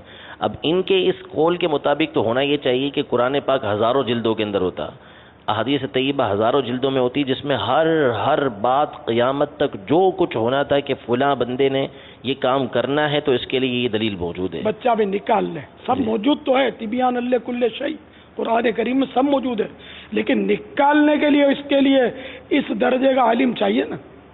تو ہے سب کچھ لیکن اس کے خلاصے علماء کرتے ہیں، اور جو بھی شریعت سے نہیں ٹکراتا وہ جائز ہوتا ہے. جیسے کہ اب اذان سے پہلے درود شریف پڑھو تو پتہ نہیں درود پاک سے کیوں کرنٹ لگتا ہے، وہ صحابہ نے نہیں پڑھا. تو مائک میں اذان کس صحابی نے دی تھی یار؟ تو پھر یہ بھی ہٹاؤ نا، یہ گائے کو لے کے رکھا ہے. تم مائک ثابت کرو، ہم اذان سے پہلے درود شریف ثابت کر دیں گے. ہم دونوں کو جائز کہتے ہیں، مائک پر اذان بھی جائز ہے اور درود پاک بھی سے پہلے، کہ وہی کہ منع نہیں ہے تو جائز ہے. بہت ساری باتیں ایسی ہیں. تو ایک اسلامی بھائی تھے، وہ موٹر سائیکل اپنی بنوانے گئے. اب وہ جو میکینک تھے، موٹر سائیکل کون سی ثابت ہے؟ گھوڑے سواری کرو، اونٹ پر بیٹھو، کار پہ گائے کو بیٹھتے ہو؟ کون سے صحابی نے ہوائی جہاز میں بیٹھ کر حج کیا؟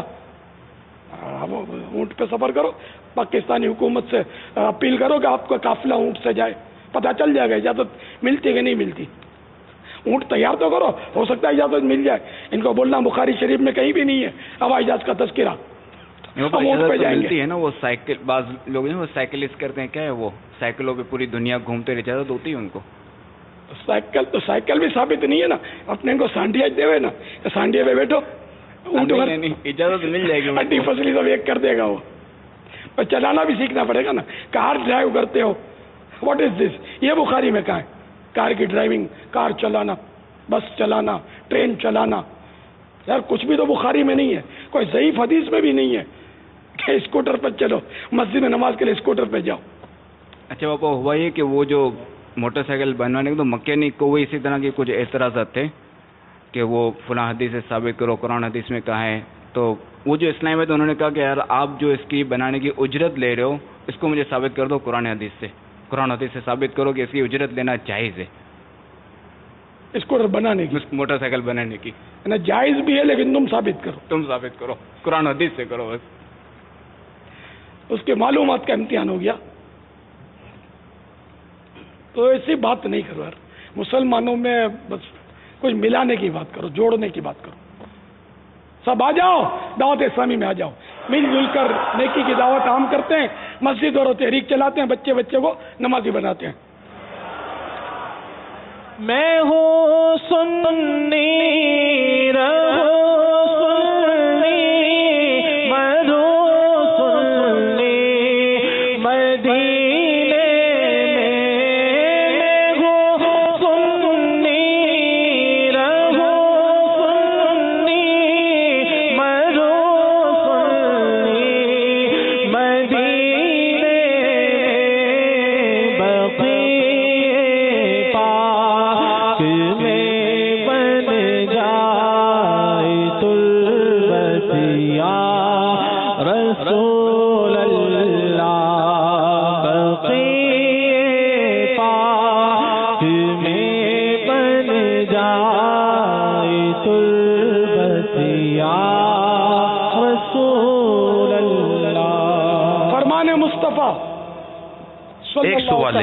बक़ी वसल्लम, जिसने ला इलाहा इल्लल्लाहुल हलीमुल करीम सुबहानल्लाह रब्बिस समावाति सब'i व रब्बिल अर्शिल अज़ीम 3 मरतबा पढ़ा, उसने गोया शब कद्र हासिल कर ली। आइए मिलकर पढ़ते हैं, ला इलाहा इल्लल्लाहु अल हलीमुल करीम सुबहानल्लाह रब्बिस समावाति अस्सब'i व रब्बिल अर्शिल अज़ीम, ला इलाहा इल्लल्लाहु अल हलीमुल करीम सुबहानल्लाह रब्बिस समावाति अस्सब'i व रब्बिल अर्शिल अज़ीम, ला इलाहा इल्लल्लाहु अल हलीमुल करीम सुबहानल्लाह रब्बिस समावाति अस्सब'i रब्बिल अर्शिल अज़ीम, सल्लू अलल हबीब। वो कोई सवाल करने खड़े हुए थे साईं भाई? जी हाँ, जहाँ हमारी हॉबी बहन गई हुई है वहाँ से। अच्छा, चलिए। अस्सलामु अलैकुम व रहमतुल्लाह, अस्सलामु अलैकुम व रहमतुल्लाहि व बरकातुहू। व अलैकुम अस्सलाम व रहमतुल्लाहि व बरकातुहू। प्यारे पापा जान, हसन असरार अत्तारी अस्ताना अलिया हज़रत बाबा सैयद कमलाबाद शाह रहमतुल्लाह ताला अलैह मोड़ा शरीफ निक्याल से मेरा ताल्लुक़ है। प्यारे प्यारे पापा जान, मेरा सवाल ये है कि फ़र्ज़ नमाज की 5 वक्ता जमात क्या आईन मस्जिद के बजाय फ़िनाई मस्जिद में कर सकते हैं? गर्मियों में उमूमन मसाजिद के सहन में फ़र्ज़ नमाज की जमात कराई जाती है। सहन मस्जिद दाखिल मस्जिद होता है, मस्जिद ही है वो, तो सहन में गर्मियों में जो करते हैं वो मस्जिद के अंदर होता है, तो कोई हर्ज नहीं, मस्जिद ही का सवाब मिलेगा। हमारे यहाँ बाबुल मदीना का जो आलमी मदनी मरकज़ है फैज़ान मदीना, इसमें जो खुले आसमान का हिस्सा है तो उसको हमने उसकी नीयत की थी फिनाए मस्जिद की कि यहाँ हम जनाजे की नमाज पढ़ा सकें, हम पढ़ाएंगे, तो इसलिए यहाँ हमने इसको खुला रखा है। तो ये इस हवाले से सहन मस्जिद नहीं है बल्कि फिना मस्जिद है, लेकिन इसको भी लोग सहन मस्जिद ही बोलते हैं। लेकिन हर जगह जो सहन मस्जिद होता है वो फिना मस्जिद नहीं होता, मस्जिद ही होता है। तो अगर कहीं जो है वो सहन मस्जिद जो है वो फिना मस्जिद हो تو کیا اب وہاں جماعت کرانا کیسا؟ اب اس کو صحن مسجد بولنا کیسا؟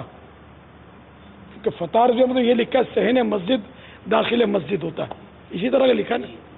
ہاں تو یہ ہمارے یہاں بس صحن بولتے ہیں، میں عام طور پہ صحن نہیں بولتا اس کو، فنائے مسجد بولتا ہوں. صلو علی الحبیب صلی اللہ تعالی علیہ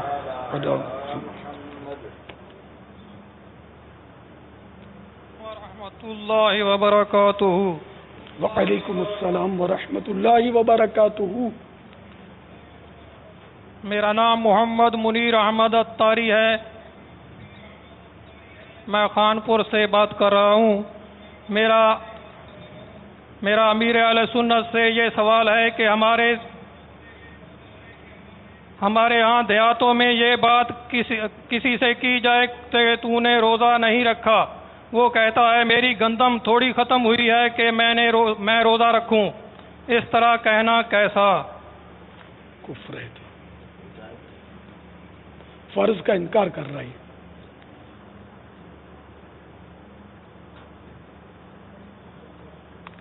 یعنی ایسا قول تو سنا ہے ہم نے لوگوں کا کہ روزہ وہ رکھے جس کے پاس کھانے کو نہ ہو. ہمارے پاس تو ہے کھانا، اسی سے ملتا جلتا ہی ہے. تو یہ کہنا کہ روزہ وہ رکھے جس کے پاس کھانے کو نہ ہو تو یہ کفر ہے. ظاہر ہے کہ اللہ نے فرض کیا ہے، کھانے اور نہ کھانے سے کہ کھانا ہے یا نہیں ہے یہ تو تھوڑی وضاحت ہے اس کی. اللہ کے لیے، اللہ کی رضا کے لیے روزہ رکھنا ہے. تو یہ اس طرح لوگ مذاق میں کہتے ہیں، تو فرائض کا مذاق اڑانا یہ بھی کفر ہے.